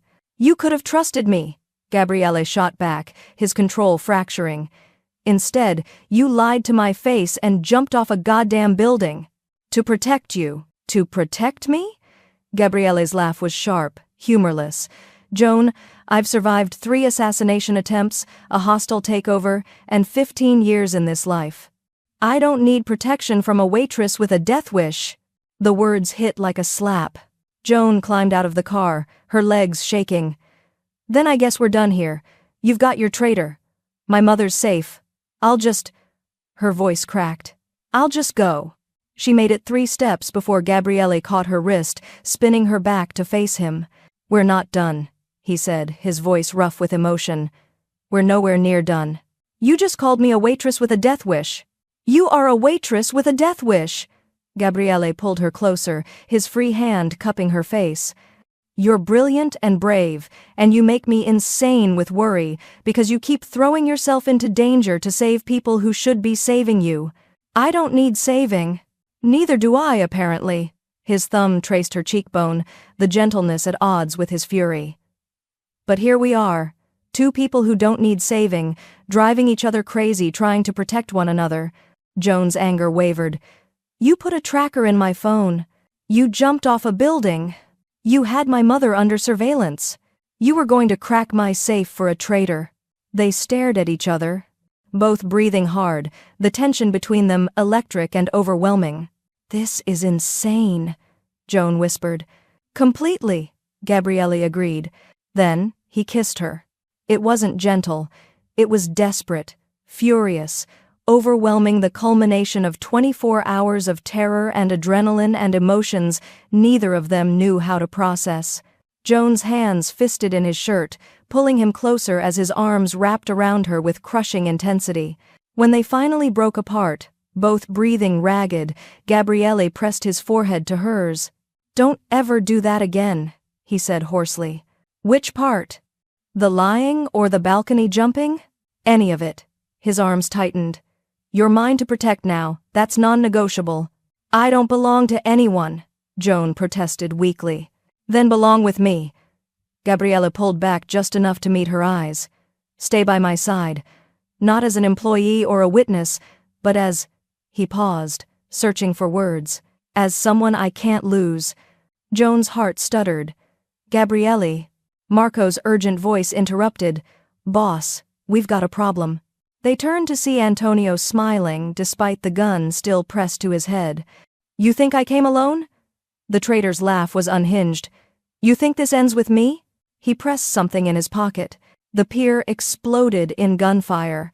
Gabriele tackled Joan to the ground, his body covering hers as bullets tore through the night. She could hear shouting, "Return fire," the distinctive sound of suppressed weapons from professional shooters. Antonio's backup had arrived. And they were outnumbered. Bullets carved through the night air inches above Joan's head as Gabriele pressed her against the cold pier, his body a shield between her and the chaos erupting around them. "Stay down!" he shouted over the gunfire, returning fire with lethal precision. Joan's face was pressed against rough wood that smelled like salt and oil, her ears ringing from weapons discharging too close. She could hear Marco coordinating their defense, could see muzzle flashes lighting up the darkness like deadly fireflies. Antonio was laughing, actually laughing even as one of Gabriele's men dragged him behind cover. "You can't win this," the traitor called out gleefully. "There are too many of us. We've been planning this for years." Gabriele fired 3 more shots, each one finding its target with professional accuracy. "Marco, how many?" "At least 15. Maybe 20. They've got the high ground on both sides." Marco's voice was grim. "We need extraction." "Already called it in," Luca shouted from somewhere to their left. 2 minutes out. 2 minutes. Joan's mind calculated survival odds and came up with numbers she didn't like. Something metallic clattered near them, a grenade rolling across the pier. Gabriele cursed, grabbed Joan around the waist, and threw them both into the freezing river.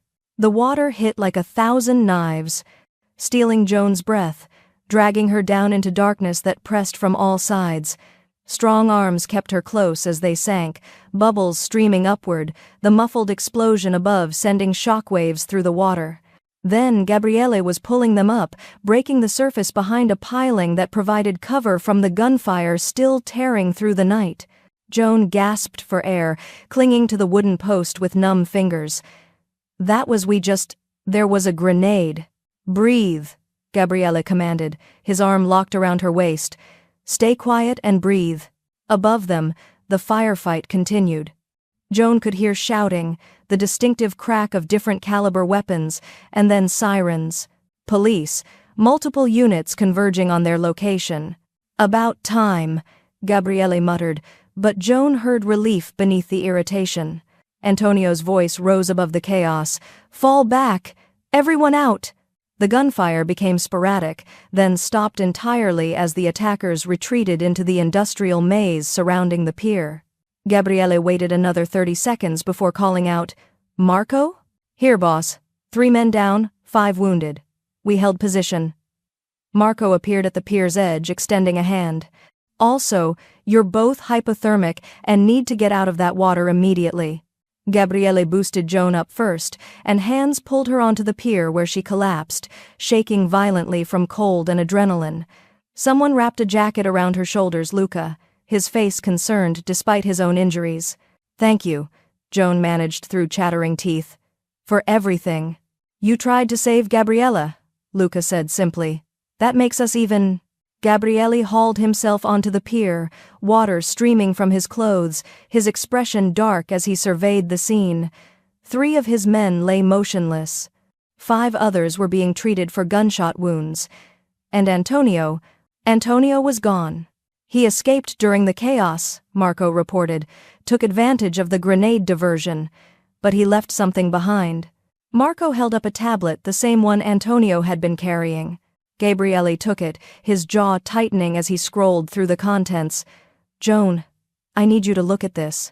Joan moved closer on shaking legs, peering at the screen over his shoulder. Financial records, account transfers, communication logs between Antonio and at least 8 other people inside the Marino organization. But it was the final document that made her stomach drop. A complete organizational chart showing every compromised position, every traitor, every piece of the conspiracy, including one name highlighted at the very top. The mastermind behind everything. "No," Joan whispered. "That's impossible." Because the name at the top wasn't Raffaele, wasn't Antonio, wasn't even someone from the Serpentes cartel. It was Elena, Luca's daughter. The architecture student they'd rescued, the innocent victim who'd been held hostage. "That can't be right," Luca said, his voice breaking as he looked over their shoulders. "My daughter, she was threatened, she's a victim." "She's 23 years old," Joan said slowly, her analytical mind piecing together details she'd missed. "Old enough to open offshore accounts, to coordinate with criminals, to..." She looked up at Gabriele. "When exactly did the money start disappearing?" Gabriele's expression was stone. 3 years ago. "And when did Elena start university?" 3 years ago. Luca's face had gone gray. No, you're wrong. Someone's framing her. Someone. His phone rang. They all stared at it. Answer it, Gabriella said quietly. Luca's hand shook as he accepted the call, putting it on speaker. Daddy? Elena's voice came through, sweet and familiar. I heard there was trouble at the pier. Are you okay? Elena, baby, where are you? At my apartment, studying.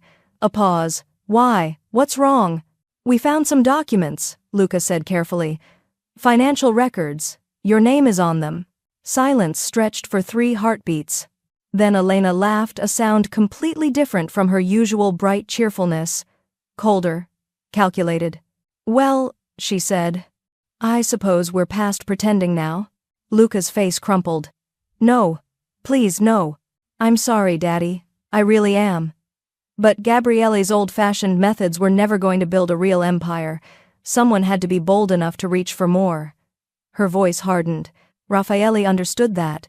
Antonio understood that. And soon, everyone will understand when I'm running the Eastern Seaboard. You're 23, Joan said, unable to help herself. You're in architecture school. I'm 23 and smarter than everyone who underestimated me because I smile sweetly and pretend to care about building designs. Elena's laugh was bitter. Do you know how easy it was? How simple it was to manipulate my own father? To play the victim while orchestrating everything behind the scenes? The hostage situation, Gabriella said, that was staged. Obviously.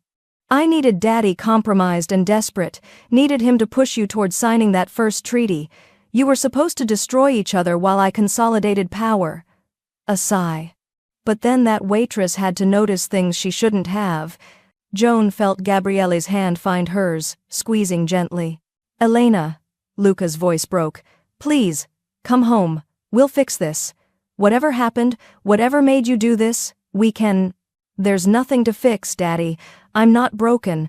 I'm just better than you realized. Another pause. Goodbye. I'll send flowers to your funeral. The call ended.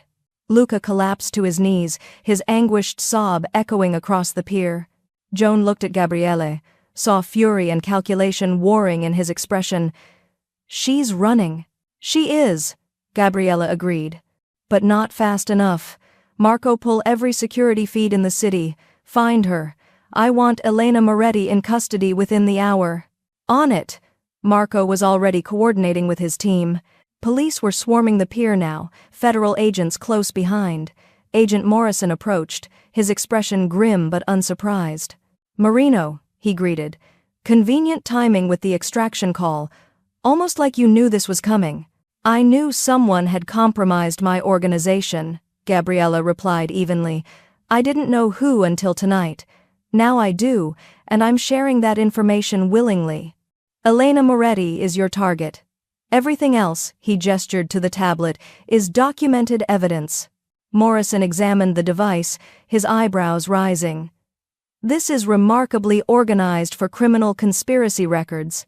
Elena was always detail-oriented, Luca said hoarsely, still kneeling on the pier. Even as a child, everything had to be perfect. Joan felt sympathy pierce through her exhaustion. Luca had been manipulated by his own daughter, betrayed by the person he'd tried desperately to protect. I'm sorry, she said quietly, crouching beside him. I know it doesn't help, but I'm sorry. Luca looked at her with red-rimmed eyes.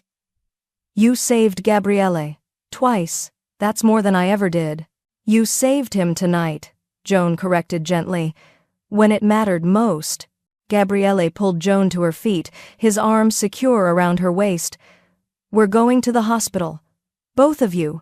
Marco can coordinate the search. I'm fine, Joan started. You jumped into a freezing river after being shot at, Gabriele interrupted.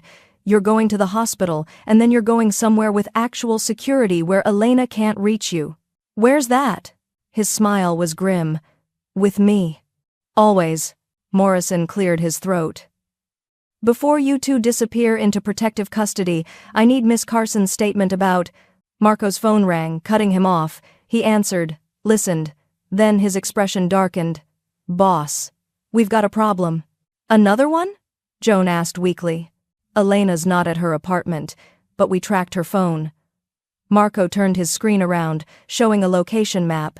The tracking dot was moving fast toward a private airfield outside the city, and the timestamp showed she'd been there for the past 30 minutes, while they'd been talking to her.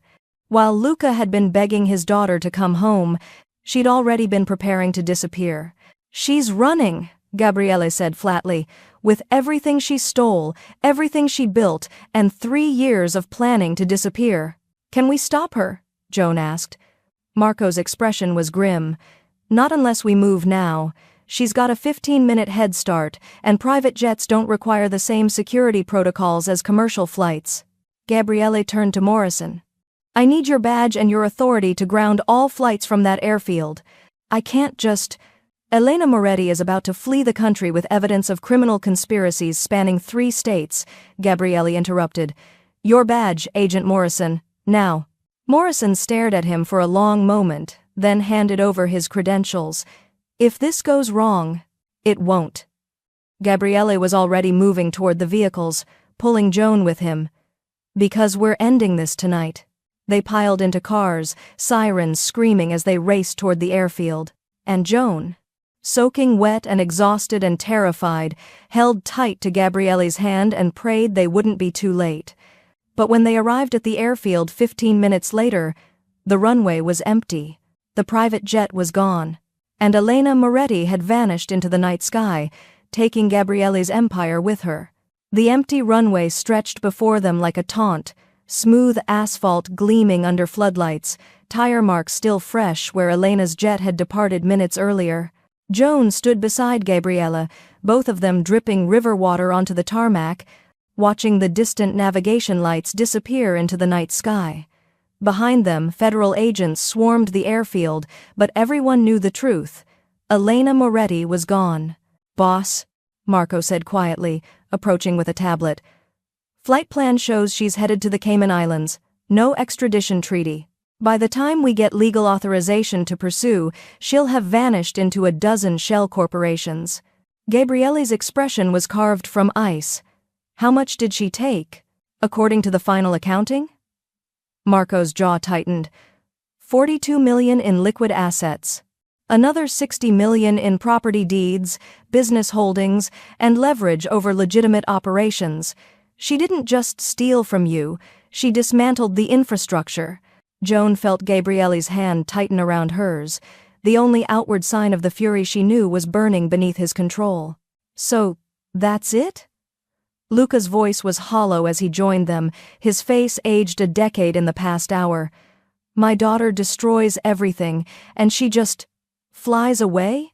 "No," Gabriele said quietly, dangerously. "She flies away for now."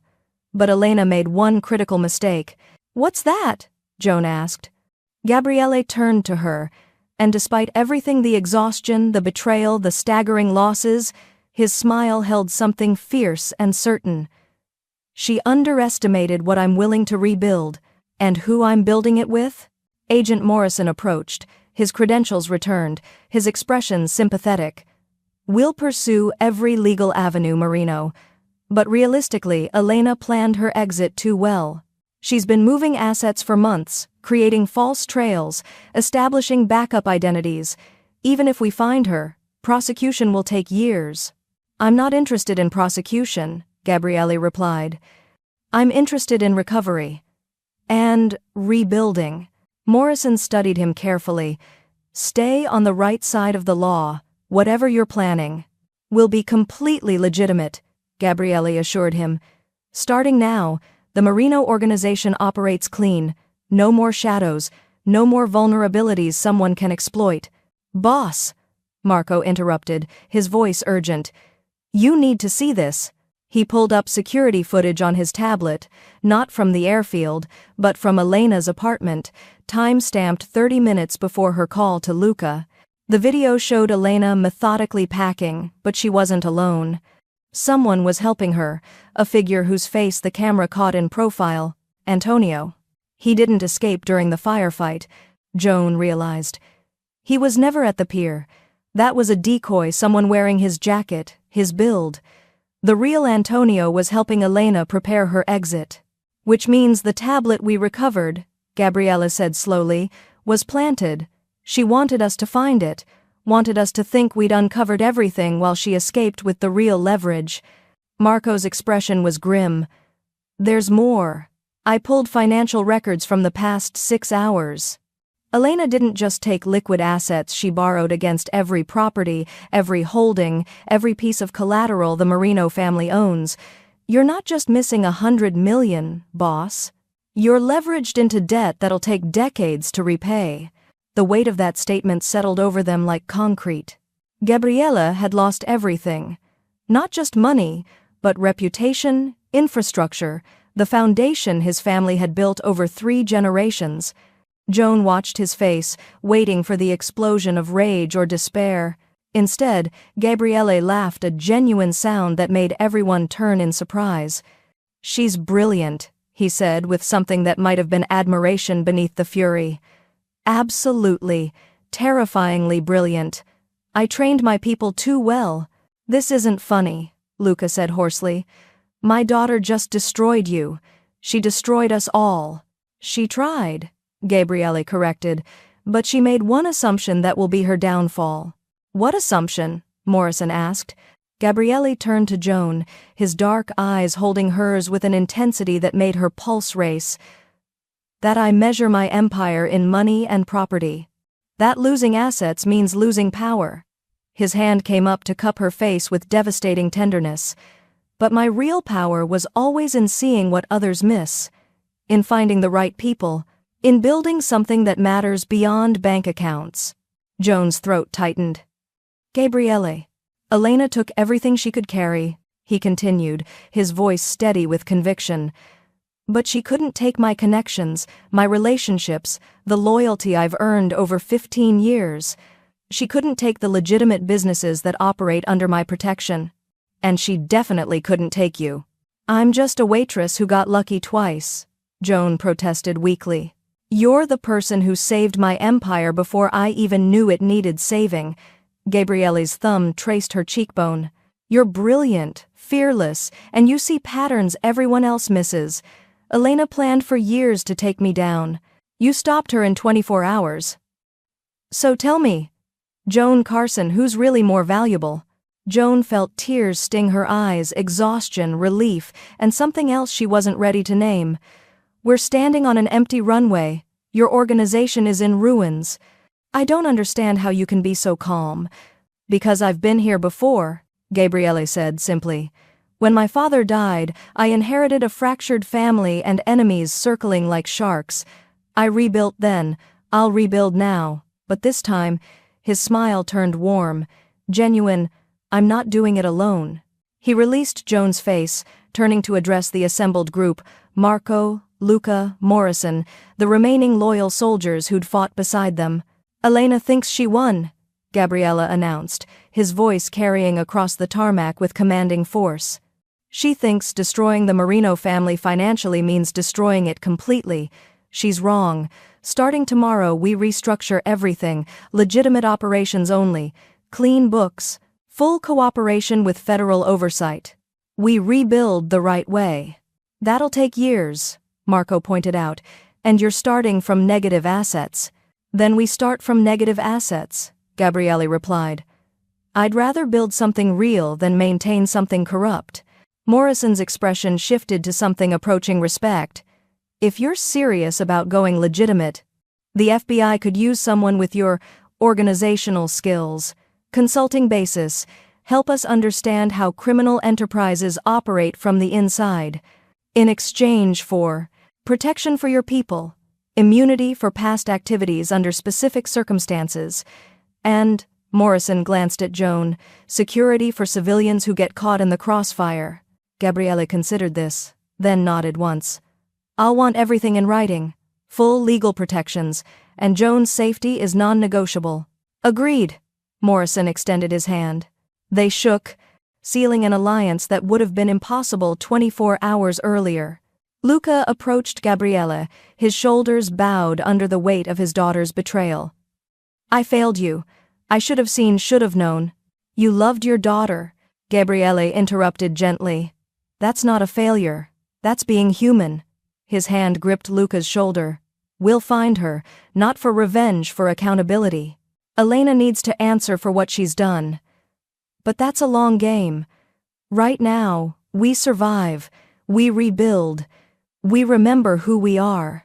Joan watched this moment of compassion, seeing beneath Gabriele's dangerous exterior to the man who valued loyalty and understood pain. "So what happens now?" she asked quietly. Gabriele turned back to her, and his smile held promise and challenge in equal measure. "Now? We go back to La Sera. You quit your waitressing job properly this time, no disappearing mid-shift. Then you move into my building, accept a position as my financial analyst and strategic consultant, and help me build something that Elena could never touch." "That's presumptuous," Joan said, but she couldn't suppress her smile. "What if I don't want to work for you? Then, work with me." Gabriele moved closer, his presence overwhelming in the best way. "Not as an employee. As a partner. Someone who challenges me, questions me, keeps me honest." His voice dropped to something intimate despite their audience. "Someone I trust with everything I'm about to become." Joan's analytical mind raced through implications, the danger, the complications, the absolute insanity of tying herself to a man whose life was measured in gunfights and federal investigations. Then she thought about the past day. About noticing what no one else saw. About mattering in ways she'd never imagined. About standing beside someone powerful and being treated as an equal. "I want full access to all financial records," Joan said. "Complete transparency. And if I find anything that doesn't add up, I get to call it out without consequences." "Agreed. And I'm not jumping off any more balconies." "Strongly agreed. And you never ever put a tracker in my phone without telling me first." Gabriele's smile turned sheepish. "I should probably mention..." Joan held up her hand, stopping him. "Actually, don't tell me.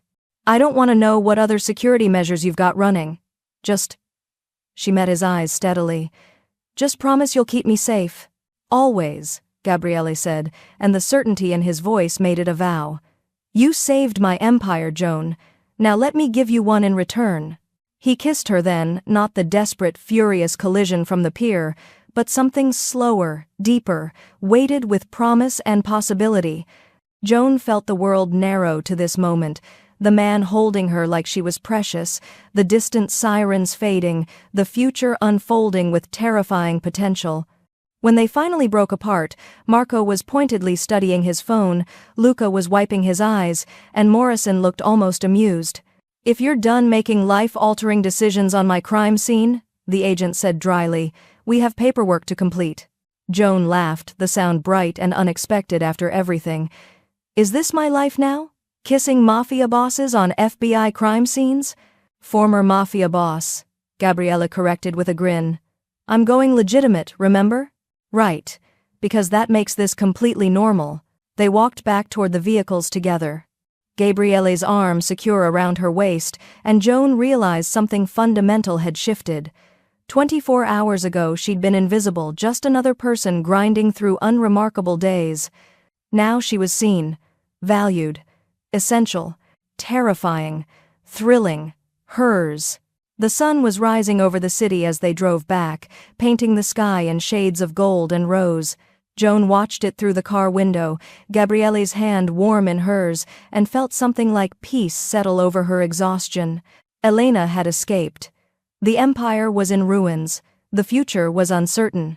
But Joan Carson had found where she belonged. And Gabriele Marino had found someone worth rebuilding everything for. 2 months later, Joan stood in the reconstructed Marino offices, legitimate, legal, and completely above board, reviewing financial statements that actually made sense for the first time in years. Her phone buzzed with a message from an unknown number. "Enjoying my leftovers? Don't get too comfortable. E." Joan smiled, forwarding the message to Morrison and Gabriele simultaneously. Elena thought she'd won by escaping. But Joan had spent 2 months building something real, something lasting, something that couldn't be stolen or destroyed. And when Elena eventually surfaced, and she would, because people like that always got overconfident, Joan would be ready. With numbers, with evidence, with Gabriele by her side. She saved the financial report, closed her laptop, and walked into Gabriele's office where he was reviewing legitimate business contracts with actual lawyers. "Elena messaged," Joan said without preamble. Gabriele looked up, his expression hardening for just a moment before softening when he saw her. And nothing. She can send all the threatening messages she wants from the Caymans. Joan perched on the edge of his desk. "We're building something she can't touch. Let her watch from a distance while we succeed without her stolen money." Gabriele's smile was warm, proud, and unbearably tender. "Have I mentioned lately that you're extraordinary?" "Not in the past hour," Joan teased. "You're slipping." He stood, moving around the desk to pull her into his arms. "Then, let me remedy that. You're extraordinary, brilliant, and the best decision I never knew I was making when you interrupted my signing." "Best decision you tried to send away," Joan corrected. "Remember? Get her out of here." "One of my rare bad judgments." His lips brushed her temple. "Won't happen again." Joan leaned into him, feeling safe and seen and exactly where she belonged. The empire was rebuilt. The danger was distant. The future was theirs. And somewhere in the Cayman Islands, Elena Moretti was learning a hard truth. You could steal money, property, and power. But you couldn't steal the one thing that mattered most: the loyalty of people who chose to stay.